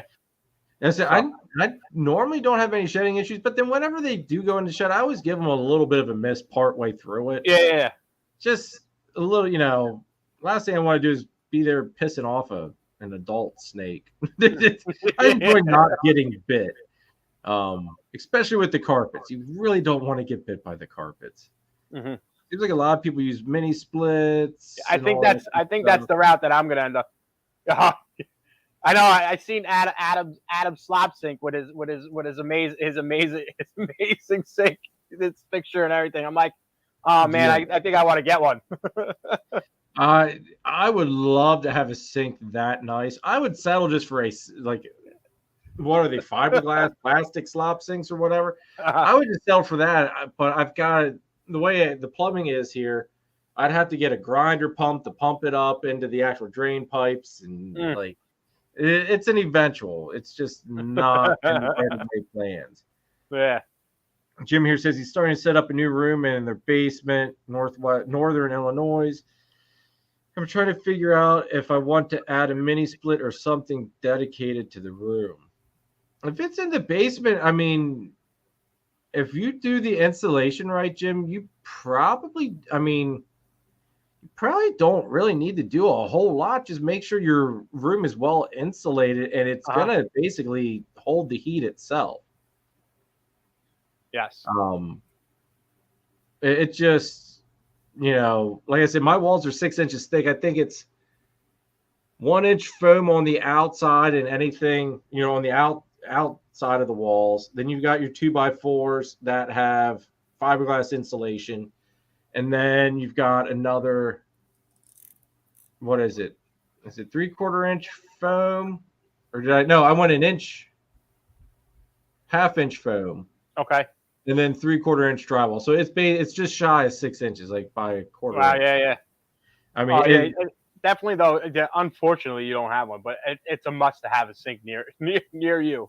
It really sucks having to go up. My wife just loves it when I go up with all the deli cups and I'm up there slopping, all the cocoa water stuff all over. But she just loves that. Chris says he wants to get a pic of laying in Adam's sink. I think Adam's sink is like my outlets.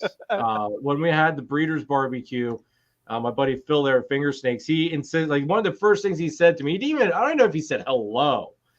He basically got out of the car. He said, "Before I leave, I need a picture of me with the outlets." I was like, "You got it, dude." He did get that picture. Adam's got his sink. I've got my outlets, everybody. Adam says, for whatever it's worth, from the Florida boy, the mini split is fantastic, relatively cheap, pre-charged Freon. I was able to install by himself. Find it kind of handy, but not construction. Okay. Oh, Adam, that sounds like something you guys need to for something there on that one. We're gonna let that one go. Oh God. Oh man. So Oh, let me see here. I've got some questions written down here. Somewhere I have them written down. Yeah, I've got them here, but if you couldn't tell everybody, this is like I love shows like this where we just kind of run. Like this is almost how it is when we do the members lives. Like we just Oh yeah. sit here and bullshit and have fun.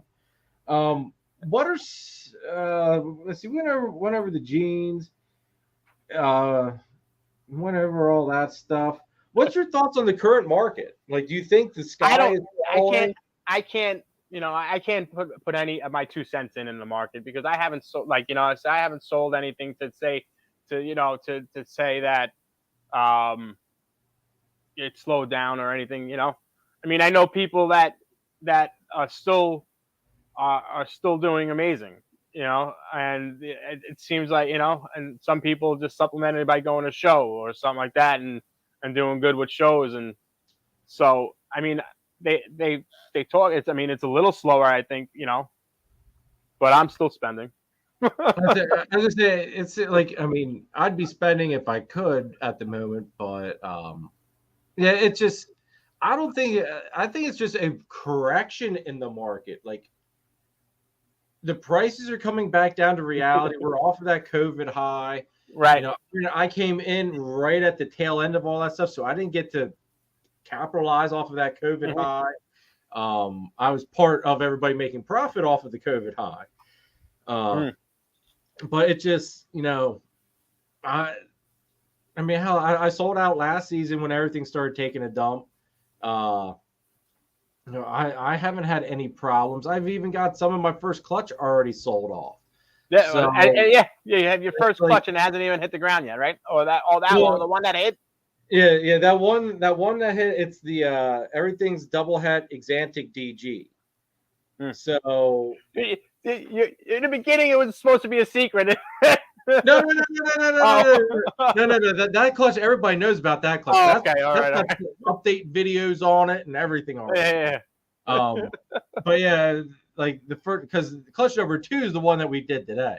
Clutch number 1, everything's double head Exantic DG, and I kept a 1.3 out of it. I sold a 1.1 already off of it, so I've got 2 males left for sale yet. So anyway, if you're looking for a male double het Exantic Desert Ghost TSK, I've got 2 that'll be going up for sale. They're just not quite ready yet to be hitting Morph Market. Definitely check out, everybody, my Husbandry Pro store. Link is in the description for that as well. Everything will probably hit that before it hits the Morph Market. Because it's so much easier to throw it onto the Husbandry Pro because it's just a couple clicks. I gotcha. So there's a separate. It doesn't. That'd be neat if Husbandry Pro connected to Morph Market. Does it? It doesn't connect, but Husbandry Pro gives you basically a small store space to work off of. Right. And supposedly we're supposed to be getting the ability to accept payments through it soon. So it's going to be, how I understand it, like a miniature version of Morph Market to an extent. Okay. Because it is. That's pretty cool. Man, yeah. I could do a whole, well, I did do a whole show on Husbandry Pro, but I could do a whole nother show about it just with all the stuff that they're doing. Jim wants to know, how many outlets per wall do I have? I'm planning on 2 doubles per wall, each wall on a 20 amp breaker. All right. Each wall for me, Jim, is on a 20 amp breaker. I've got, it depends on the wall. The biggest, the one full size wall has 2, 4, 6, has 8 outlets on it. Now, before everybody, like jumps all over my shit on that one, because I know everybody's probably like typing away right now, laughing hysterically. Originally, before I got the ARS rack, it was supposed to be these racks, the TGR racks. Okay. That's what I was going to be running. So that's why I did so many outlets, because I figured I'm just going to run Herpstat 1s or maybe even Herpstat 2s per, rack. And I just I was always told, make sure you have more than what you need, especially with outlets, because of course, you know, You can't have enough outlets. Yeah, there's always, like, for me now, no matter where I go, there's an outlet. I mean, there's no, like, if I can't find an outlet, you have a problem. You have a problem. Yeah. So, you know, Hail King Outlet. Yeah. Thanks, Phil. Yeah, it just Oh, okay. Nathan's saying you can export from Husbandry Pro to Morph Market. Well, that makes it a lot easier, huh? I mean, well, instead of double, doing it all the time. That's right. You can do it because you could just. There is that thing. Okay. No, so I am remembering that now. Because you're obviously logging everything into Husbandry Pro, to do it again on Morph Market, So that sounds a lot better. Yeah, it's the abilities that it gives you. Just like for instance, I've gotten several snakes off of Nathan so far. Anytime I get a snake off of him and he's produced it, he can just send me an email. I click the link and it transfers it into my Husbandry Pro. I've got all the records from the date that thing hatched that he's kept. It is pretty cool. I mean, some people might not care about, records and all that stuff, but to a lot of people it makes a big difference, and it allows you to see the patterns of the animal. I don't know. I like the aspect of being able to keep good records. Right. Yeah, I know. I got to pull that trigger. I got to pull it. I know. Just click the link. Free 30 days. Click the link, bro. I already set one up already, so I won't get that free 30 days. I just have to, yeah, a long time ago, before you were even involved, buddy. Hey, you still just try once. Who knows? It might still work. You never know. So, yeah. Everybody, hey, if anybody has questions for Paul here, drop them in the comments. And if you're new to the channel, please hit that subscribe button. I appreciate all the support. Hit that like button as well. And make sure you guys check out all the sponsors of this week's episode. I'll go over the sponsors here in a little bit. So, yeah, hey, Will's got it here. Yeah, new email, Paul. Make a new email. I can. Yes, you're right. I can. I can do that. Smart. See? That's why we've got Will in the chat. Look what Will's here for. You see that? Yep. Unbelievable, Will. Yeah, Chris says, "Where's Danny at?" This is the funny thing. All right, my buddy Danny at DTMG, he was riding our butts so hard. He was at whatchamacall. I seen a post, right? He went to White Plains, right? Did he go to White Plains? I think he might be at White Plains. I think I seen an early morning post of him going to White Plains. He might have. It wouldn't surprise me. But see, David, did you go, Dave? Okay, he was there. Okay. Dave, you go? Did I go? No, Dave. Oh, I think he did go. Yeah. I think he said earlier he won. Okay. But Danny gave us so much crap over using Husbandry Pro, like so much crap. And this last video, it's kind of funny because I really did a big screw up in editing, but it's funny on how the world and the universe works. Somehow, but during the editing process and during the rewatching process, I must have been distracted and didn't catch it. Probably because the kid Hadley or Hudson was distracting me, and the ears were working, the eyes just completely visually weren't looking at the screen. But I ran my Husbandry Pro little promotion thing over top of giving Danny a shout out in my recent vending video. Okay. So funny, is that same day I get or Danny messages us in our group chat saying that he caved and he just signed up for a Husbandry Pro plan. So we're all joking that it was like a subliminal message that I sent to him during the video. Nice. Actually, Charlie, we did not really dive into that, but that's a good question. Paul, what is your primary project? So it's my Cypress pieds. I mean, I'm going for gonna be going for the Desert Ghost Cypress, pied. That's what I'm aiming for. So we'll see how that how that turns out. So I got like the male that I was talking to you about. Okay. The leopard. I'm hoping. I think. He's pretty close. So he's going to be jumping into the rotation pretty soon. So nice. Yeah. Now, do you want to show off any snakes? Everybody likes to see. What's funny? I know. I get it. I just fed everybody. So darn it! He did it on purpose, everybody. He did it on purpose. Everybody, and I was supposed to feed him yesterday, and I had things to do, so I had to get all my stuff today. I just fed everybody. I get it. So David here says he might need one of those when the time comes. Cypress is an awesome project. Cypress is really neat.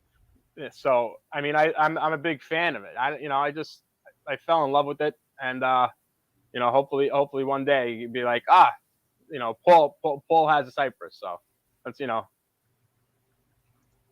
Will here says he needs a lace het pied male for his OD Gene X pied girl. Nice.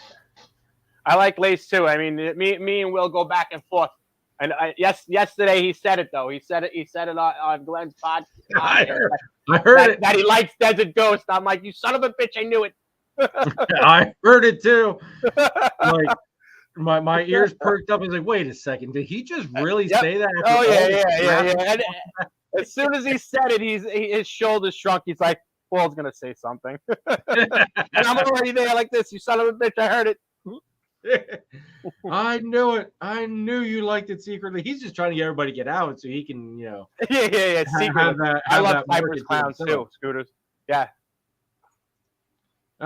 Chris says he may make some this year, so all right, Chris. In touch with Chris there. All righty, Chris. I'm there, waiting for you.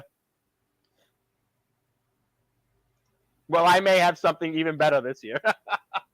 I think I know what Nathan's talking about, and if it's what I'm thinking he's talking about, yeah, it would be better. Unbelievable. There again, I don't know what I'm about. It's always somebody that has to bring it over that line. Yeah. See, normally we have Danny in the chat to kind of like trump everybody and like really flex or something here, but Danny's not in here tonight, so. He's not going to try to knock anybody down and make everybody feel bad. Yeah. Wilson, Nathan already knows what I want. That's probably what I think. What everybody wants. Oh shoot, man! It's holy crap! It's almost been 2 hours already. Holy shit! Thank you, everybody that is still with us. You're at 24 people. Absolutely. So thanks for tuning in, everybody. Yeah. What's one of the genes out there that you think is underutilized in today's market?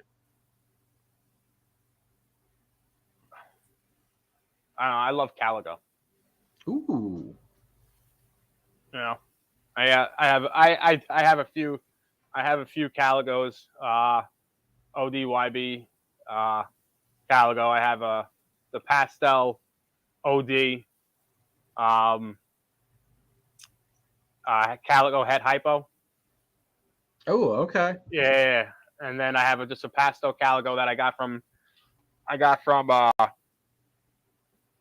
Hardwire. Okay, yeah.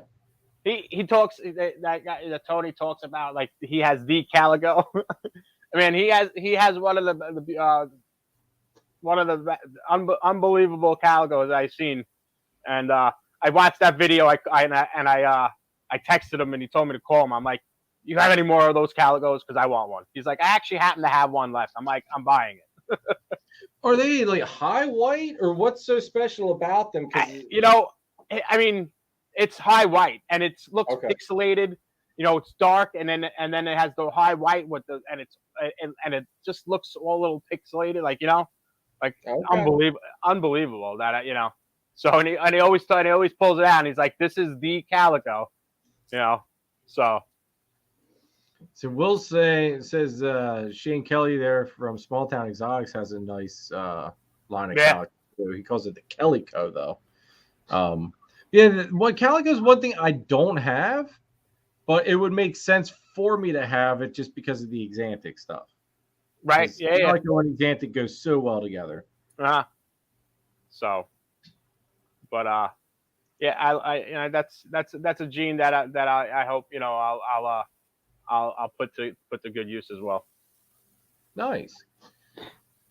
Let's see here. All right, here's a good one for you. Here it comes. Is there any other species you want to add into working with other than the ball python stuff? Like, so I got a bunch. Well, not a bunch. I got a pair of leopard geckos. Oh, okay. And my friend, he started breeding geckos out in California. Ray, he was in there, Fork Reptiles, and me and him bounce projects or whatever, off each other, and so I'm just waiting for. He had some eggs drops and everything like that. I'm waiting for some of them to hatch. I'm probably gonna get into some leopard geckos. Nice. Yeah. I was telling David that is in the chat. I haven't. Once I get my garage up and running, I'm gonna set up that 70-30 that I have, and I don't know. I like some dwarf boas. Maybe a couple. Yeah. I don't know. But I'm sure there's going to be something else running around. See, I think it's always nice to have something else. Yeah. To kind of break. I don't want to say break up the monotony, but to add that spice, or that way, like it's not like you've only got all your eggs in one basket. Right. So now, is there anything specific in the leopard geckos that you're, looking to work with? Like as far as the genetics, I don't really know much about leopard geckos. So I don't either. That's like me and Ray knows a lot. So I've been going back and forth. My daughter found a leopard gecko that she bought, and I was like, that looks actually pretty. So so then we went to another store. So it's just a breeding pair that is just that she's gonna breed. Eventually, when Ray hits, I'm gonna know the genetics of these, that he has as well. Like the tangerine, there's a tangerine that looks unbelievable. So they're very orange, if I remember correctly. Yes. Yeah. So what does he say? The geckos? I remember. Charlie took me a minute. That's the guy who used Batman. Charlie's taking a dig at Danny, so in case Danny's actually like watching and reading the comments, on the replay tomorrow, Charlie gets his little dig at Danny. He used to make Batmans, and now he switched to geckos now. Dude, we all ride him so bad because he says about like Danny's invested some big money into the crested gecko stuff, some big money into it, and we all get on him that he's getting out of the ball python aspect of it, and he's just going to become DTMG geckos. And yeah, like we really get on him pretty hard about the gecko. See, yep, there we go. Danny, in case you're just listening, Charlie says he loves you, bro. Just in case you can't read the live chat. But no, like we give Danny right here. Everything is bird food to Danny. No matter what you throw in the group chat, it's bird food. Oh man. Now, my brain's like fried. Getting to that time, almost bedtime. I'm old. It is like, yeah, I think like I didn't sleep very well last night. I've kind of exhausted all my energy today. And in the chat, does anybody have any more questions for Paul? Because I'm looking here at my question list. And I'm actually basically, because we kind of just flowed right through it, and I didn't have to really look at this. That's awesome. I'm looking at my question, and like I've got a decent list, and we basically just flowed right through everything. Yeah, like that's kind of like I just love lives like this where it's just a natural Perfect. conversation. Yeah. If Phil says Danny trying to make geckos DTMG. Yeah. Okay, Will wants to know, do you have any adult desert goats? No, the DG that I have.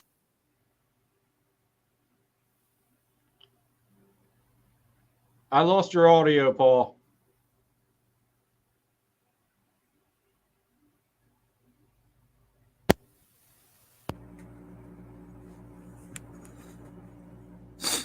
Now I hear you. Now I hear you. You got me? Yep, now I got you. So you had the freaking mic on and everything. Damn. It died. That's how long. At 2 hours, it died. It's exactly 2 hours and 1 minute. Yeah. Now I got it. Yeah. So, no, I don't have any adults. You know, that's the one that I have that I've been growing up slowly. Okay. About 500 grams. I had it. I think I got it like at 90. Maybe 100, about 100 grams. Okay. So, yeah. I said I've only got one adult visual. Right. That's basically sired all my. Well, he has sired all my DG stuff. Okay. But the funny thing is, if you take, and this goes to the pastel line that I'm working with. If you take my pewter leopard that's het clown that has like crazy pastel line to it. And then you show off my pewter leopard that's het DG, the het clown girl with the pastel line in it looks a lot better than the het DG version, which kind of really blew me away because I would have thought that the het DG definitely would have amped it up a little bit, and it's a beautiful animal in itself. Right. But when you compare the two, what the hell? What happened? Somebody making some freaking noise back there. I don't know who it is. It's like something really sounded like it shifted, like someone's trying to break out. It's like, what the hell? So that's the nice thing. Like, this is why I like clear tubs. I don't know if anybody can see. Like, you can see all the snakes. Oh, look at that. Yeah. That's why I like clear tubs. I think they're pretty cool looking, the clear tubs. I like them. I know, like, I did notice that if you get an animal that's been raised in a gray tub, and then I bring it here in like the clear tubs or even the semi-clear tubs, they do have a little bit of a hard time adjusting. Some do. I would imagine too, right? Yeah. But I like the clear tubs. One, and maybe that's the pet aspect that kind of in me still. I enjoy being able just to look and see them, but I really enjoy knowing where they're at when I'm going to feed. The feeding thing is the big key as to why I like to clear. I can't tell you how many times I've been tagged in the hand by just, and I'm retarded. I mean, I'm reaching over and it's already hitting me in the hand before I'm like, you son of a bitch. All right, Will wants to see the DG. All right, I'll pull out the DG for you, Will. 1 second, bro. Oh,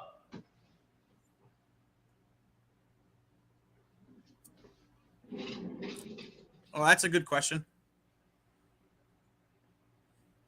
Here is it's just single gene DG, nothing else in the mix. Well, I got him right before Justin made DG a craze. I do love this snake, though. I mean, yeah, cannot wait to get the Xanthic version of it.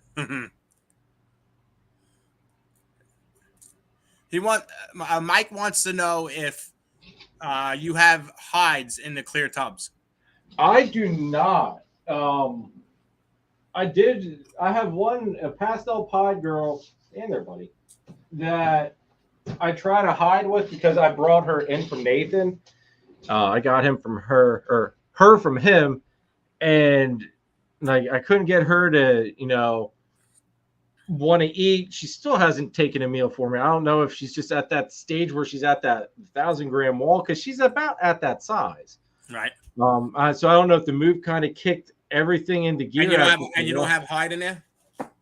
I had a hide in with her, and it didn't do anything. Like it didn't trip her into eating or anything. The only time I put hides in with anything is when they're hatchlings for in the 1065. Right. Just to give them that security, helps get them on back. It helps get them on food. I feel a little bit faster. But then after they hit, I'm going to say probably about that 150, 200 gram mark, I yank the hides out anyway. Okay. And because by that time they're big enough to where the tub size itself is, feels a little bit more tight. So I don't feel the need to have that hide. Plus, they start getting to that size where they don't fit in the hide anyway. Yeah, I got you. Yeah. But yeah, no, everything here, Mike, it's all no hide stuff. And like I said, I mean, normally I don't like anything that's been produced here, no issues at all. Even the stuff that I've brought in, for the most part, no issues. It's just been a couple of one or two here or there. That's just giving me problems. That Pastel Pied girls, Pieds just don't like me, I don't think. Yeah, bad luck.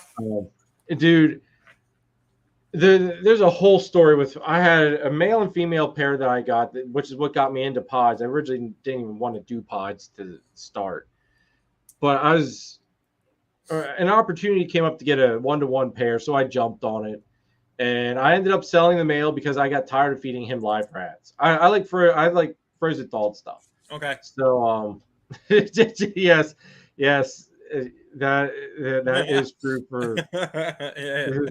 But all right, I'm going to clarify this though. I've got a couple of steaks from Nathan here that I eat like it's nothing. So that's not all true. I think it's just pies. There's something with pies.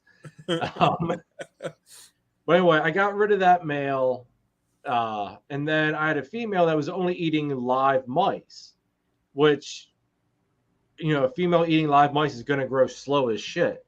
No shit. So Nathan had posted something up in our group chat about releasing a pastel pied and something else. And I was just joking around. I said, hey, I'll trade you a mouse or pied female for your pastel pied. And I was just being a jackass, figuring he'd go, ha ha, funny, no way. And sure as shit, he goes, yeah, okay, that's fine. He goes, of course he did. You're like, shit. He goes, it eats frozen thawed. Everything's never missed a meal. I was like, freaking awesome. All right, I'm back on track, buddy. We did the swap, brought her here, and she never said eating since she got here. So it's just like, oh my God. Anything for you, huh? Hasn't taken one freaking meal at all, dude. But she hasn't lost any weight. That's the other. She still looks good. Would you say she's at? What's that? Would you say she's at? She's right. I just weighed her today. Here, I'll tell you. This is why you gotta love Husbandry Pro. I knew that plug was coming. But here's why you also have to sometimes restart your Husbandry Pro, because you let it sit too long, and then you gotta kind of reboot it a little bit. Let's see here. She was at, because I actually went through and weighed everything today. She's at 735 grams right now.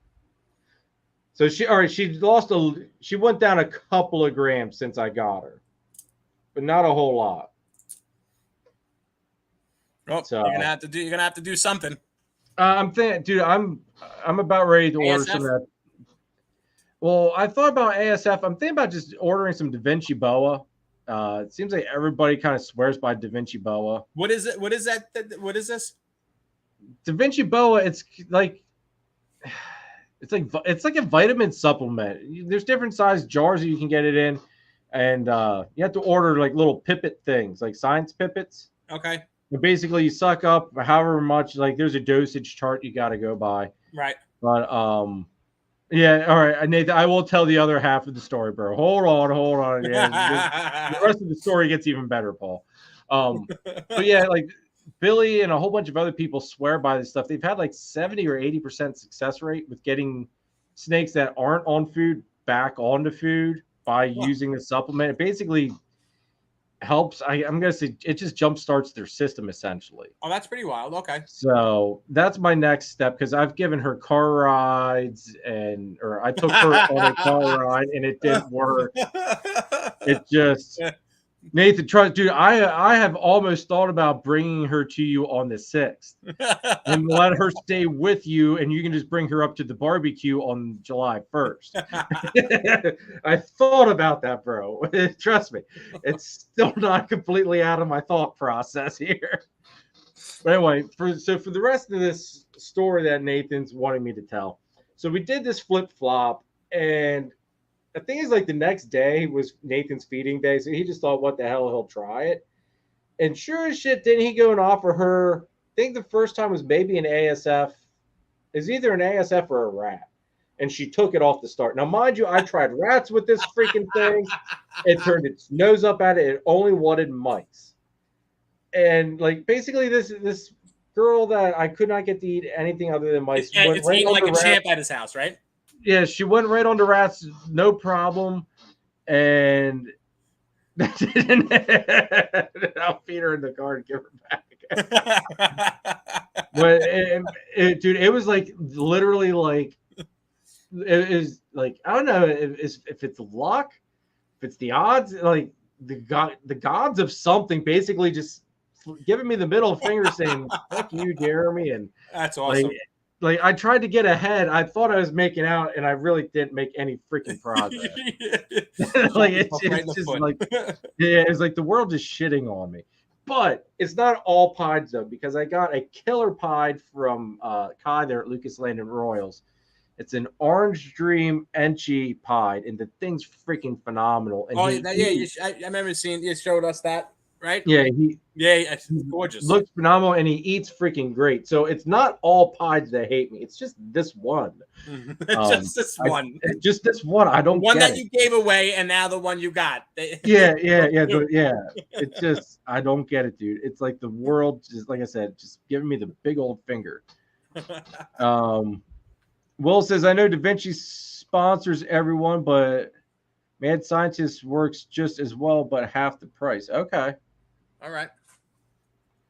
See, I didn't know that Da Vinci even sponsors anybody. I just know that a lot of people use it. So what's Mad Scientist? Is this the same kind of thing, the same kind of concept of Da Vinci? I would assume so. Yeah. I think Will actually mentioned that in another cast where we got to talking about Da Vinci Bow. I think he had mentioned it. Mm-hmm. If I'm not mistaken. And works just as well at half the price. Yeah, that was the one downfall with the Da Vinci Boa stuff, is that it is a little pricey. It's I forgot what I heard about the bottle. How much was the bottle? I'll tell you here because I think I have the site still opened up on my phone. I still have it opened up on my phone. You could just put it in their water. All right. Yeah. Right. Okay, see. But also water-based is same thing basically, but also water-based as well. So you can just add. See, I would rather dose it to them like directly though, just so that way you know they're getting it. Yeah.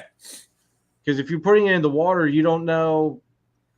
I mean, you would assume that they're drinking, but right. They're not going to be drinking as much possibly as if you just dose them. 100 milliliter bottle of Da Vinci Boa is $85. Now, I do believe shipping is all right. Listed prices include shipping in the U.S., so that's $85 shipped. Okay. For 100 milliliters. Now, I don't know how much you're supposed to give. Well, there is a chart. I forget. There's a chart. Let me see if I can find it. 0.1 milliliter /cc for every 100 grams of body weight. And Will's saying the Mad Scientist one is $20 a bottle. Okay. Yeah. Yeah, see, that's a huge difference in that. That I can kind of, that swing. Would be, you got to yeah. Because here's the one thing, like a 250 milliliter bottle of Da Vinci is $200. So, yeah, I don't know. I mean, it's something I'm gonna have to really look into that. I mean, yeah, look into it, because part of me wanted just to jump, you jump on the Da Vinci just because so many other people are using it. They've got the success rate, there's a lot of people backing it. So right. it kind of makes you want to just go with the flow. But at the same token, if this mad scientist stuff is the same, maybe maybe I'll have to talk to the people there at Da Vinci and maybe try to get a hold of people at this mad scientist and see if I couldn't get one of them to come on and talk. That'd be cool. That might make it a pretty neat show. Yeah. And kind of dive into that, because that's a whole nother realm of this hobby and industry. Yeah.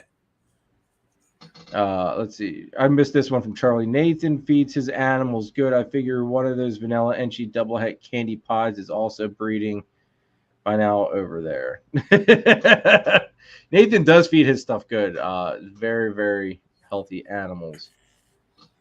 But yeah. So we're at 2 hours, 15 minutes, Paul. My last question for you is, do you have any tips or tricks for anybody getting into this hobby and industry, whether they're beginners, established, whatever? Go for it. Any tips? I mean, come on. I mean, how can I offer any advice to somebody? Don't be a dick. How about that? I mean, don't be a dick. As simple as that. I mean, the drama and all that shit, just leave at home and just be humble. You know what's funny? I was looking on Morph Market and I put up visual paint, right? And so I'm looking through and I come across. So I come across. Let's see here. Hold on. Not going to be able to find the watch, I'm sure.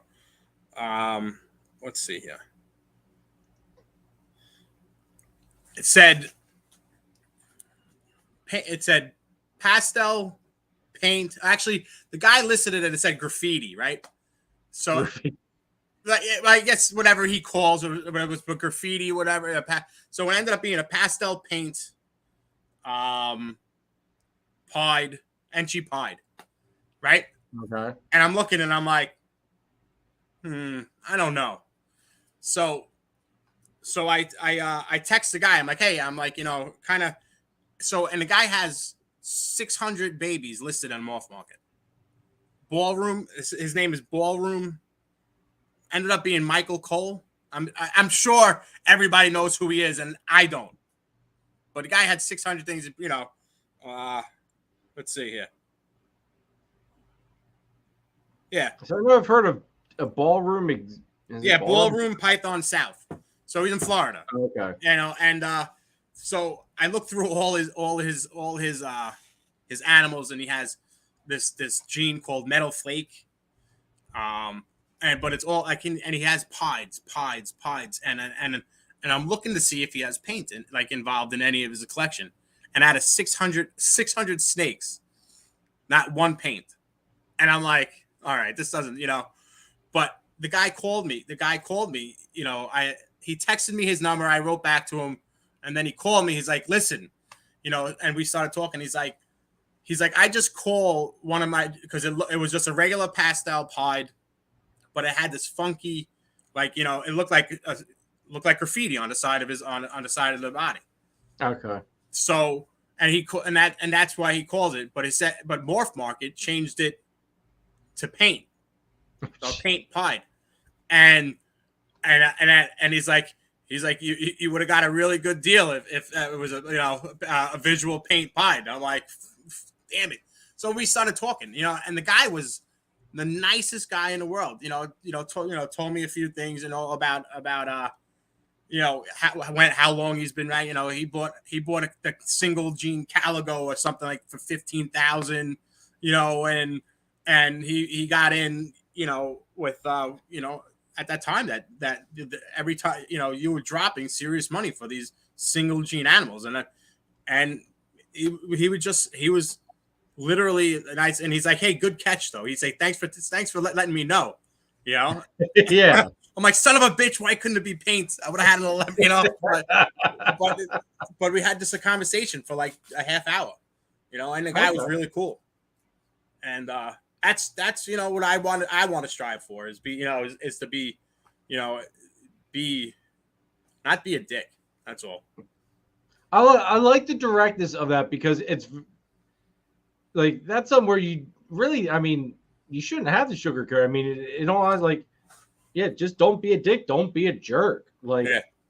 I've had so many people message me asking me questions that have never bought a steak from me. They bought steaks from somebody else, and they were asking me about the steak that they bought from somebody. It's like, you know, hey, I'll help you out any way I can because, like, one, I want the animal to be okay, and two, you might remember me down the line going, hey, that guy helped me out even though I didn't get something from him. Absolutely. And they might come back to you.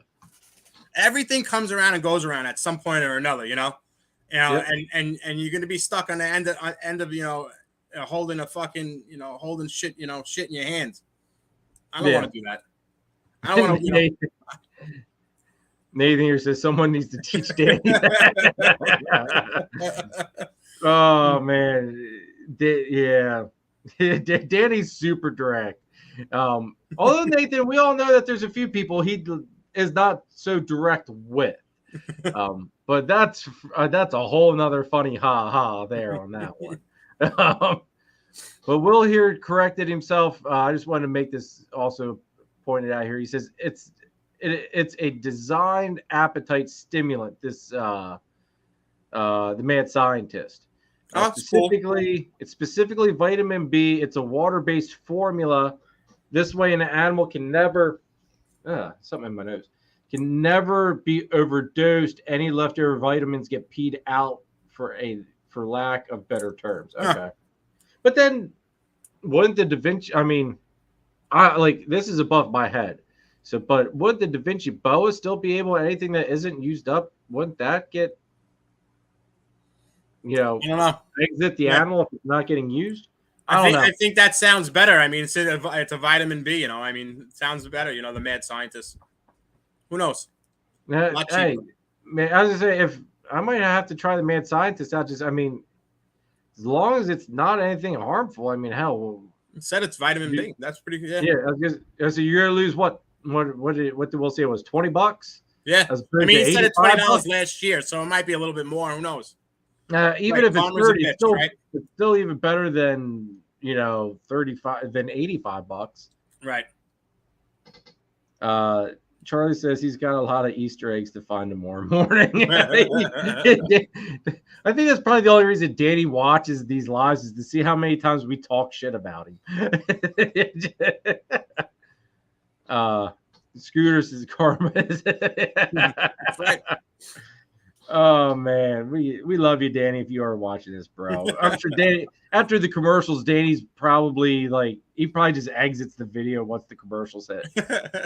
He always gives me so much crap for that stuff.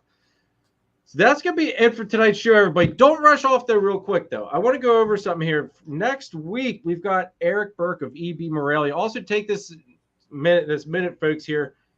If you haven't already, hit the subscribe button. Please hit that notification bell and also drop any questions you have for Paul or myself, you know, while I go over this, just if there's any last bit of questions or anything.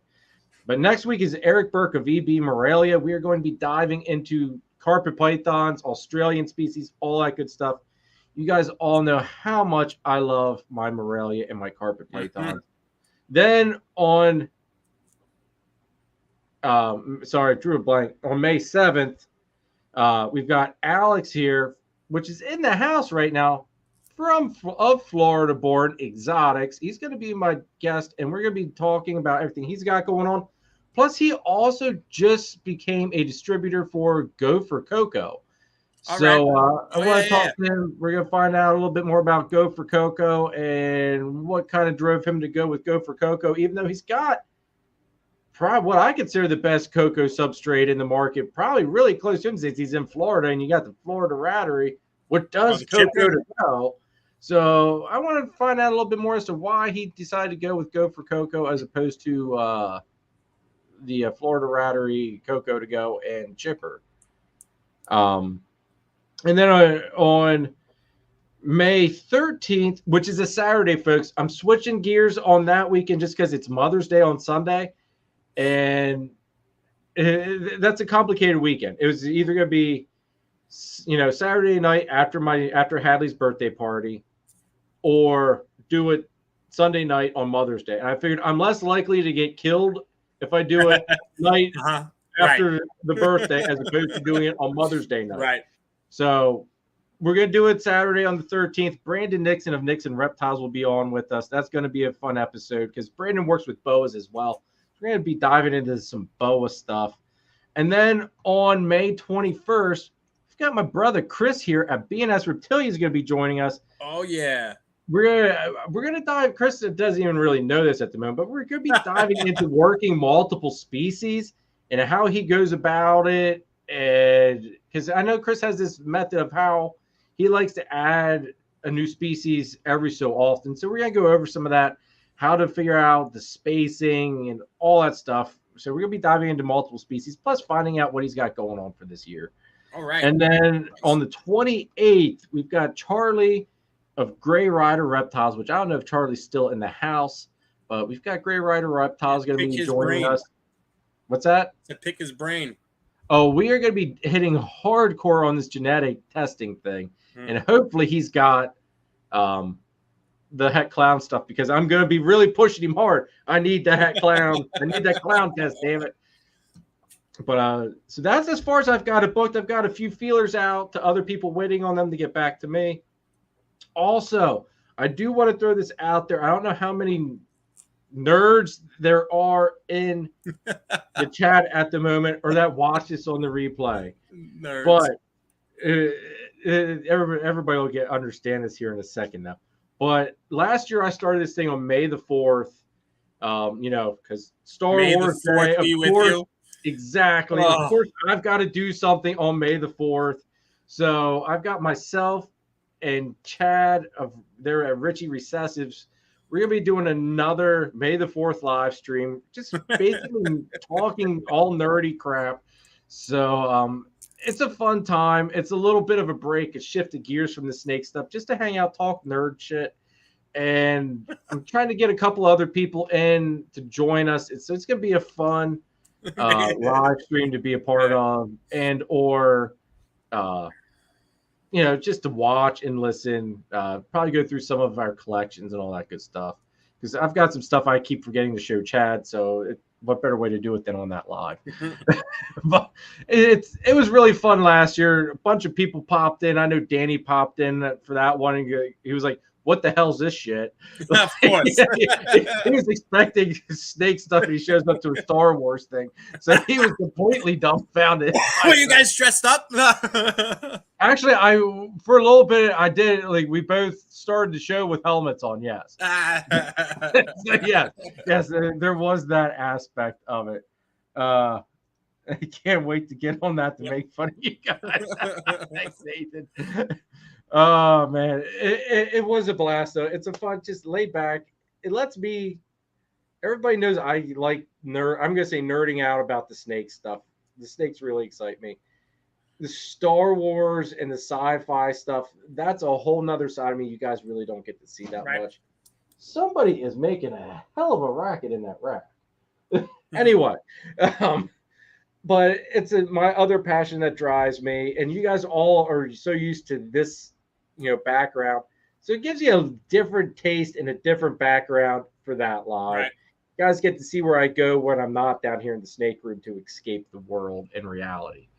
So that'll be a fun live to be a part of. But like I said, if you don't like snakes, if you don't like snakes, if you don't like Star Wars, don't tune in. You probably don't want to tune in, or if you just want to tune in just to support and have a good time and listen to not just two people. There's probably gonna be 4 or 5 people at least. I want to get a decent amount of people in the chat, or in the stream, just to make conversation interesting. We're gonna be talking about the good, the bad, the ugly, and all that good stuff of Star Wars. But it's definitely a fun. It was a blast last year. So I hit Chad up. Actually, I think it was this week. I was like, dude, May the 4th, are we doing? He goes, fuck yes. It's like, all right, I'm gonna get a few more people, and we're gonna run with this thing. So we're gonna have a blast with it. But that's gonna be it. Paul, do you have anything else you want to add here before we sign off, bro? Thank you for having me. You know, on Thursday night, tune into Holly's podcast, and I think we're gonna be if I make it, I'm gonna because I work now from 12 to 8 midnight. From 12 in the afternoon to 8 o'clock at night. So that's kind of like up in the air. We're trying to figure out what the time is gonna be. But as a time slot right now, I believe it's 7 o'clock on Thursday. So, and I believe it's Kingdom Pythons. It was Dr. Joe. So tune in. And other than that, thank you very much. Hey, dude, it was a pleasure. Thank you. Just hang on for a minute while we wrap this up because I want to talk to you backstage real quick. Awesome. So everybody, thank you so much for tuning in tonight. Remember, all of Paul's links are in the description down below. Sponsors of this week's episode are also, their links are in the description down below in case anybody forgot who they are. Because, we got our sponsor tab down here at the bottom of the screen. But they are Nathan of Infinite Possible Pythons. If you need ball pythons, scaleless corn snakes, Chihuahua geckos, or any branding needs, hit Nathan up and he will get you set up on that, especially the branding needs stuff, folks. Cannot stress you the amount of quality that man produces with his branding stuff. On top of it, as it was slightly leaked in the chat, Nathan's got some Bang stuff working up. So if you are in the market for the Bang gene, there's a long list, and hit Nathan up. He might be able to help you out. And then we got my buddy Chris at BNS Reptilia. One-stop shop, folks. Ball pythons, boas, colubrids, blood pythons. The list goes on. He doesn't have geckos, though, but it's okay. Chris makes up for it, all the other stuff he works with. Plus, he breeds rats. So if you're in Eastern PA, hit Chris up for rats. My tongue is tied. And also, he is Pennsylvania's distributor of Cocoa to Go and the Chipper. So definitely hit Chris up for that because that Cocoa to Go is the best cocoa substrate on the market, in my opinion. Also, make sure you don't forget to check out our Husbandry Pro affiliate link in the description down below. Click that free 30-day trial. What do you got to lose? If you don't like it, you didn't lose anything really other than a little bit of time of trying it out. But if you loved it, you gained so much more by using it. And also, we're not affiliated with them yet. I'm hoping to add that into the roster here in the future. But Redline Shipping is who Morph Morphs is using to be shipping this season. And I don't see us, changing gears from them at all because the service is great. The prices can't be beat. And right here's a code. Use Robin60 for two shipments of 60% off. So Robin60, you get 60% off on 2 shipments, folks. Use it. Redline Shipping, awesome. And like I said, top quality service. And the prices can't be beat from what I've seen. So definitely check them out. And we've got a couple. Everybody's saying goodnight. Nathan says goodnight. Great show. Florida born Alex says good night, everybody. Scooter says awesome show. Frank, great show. Thank you, everybody. Thank you. Erica say awesome show. Lots of fun. Greatly appreciate you all hanging out with us tonight. I really do.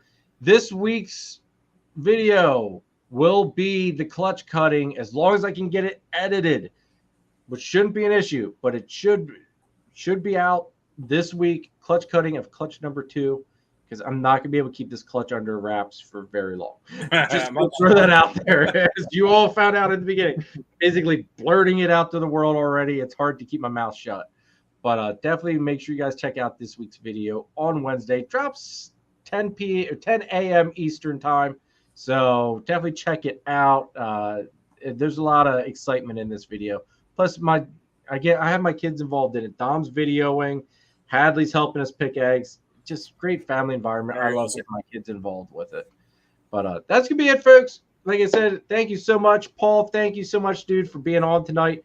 And we will catch you next time. And don't forget, check Paul out and Holly at Texoma Exotics on Thursday at 7 p.m. Eastern Time. And we'll catch you next week, folks. Have a great week, and later. Awesome.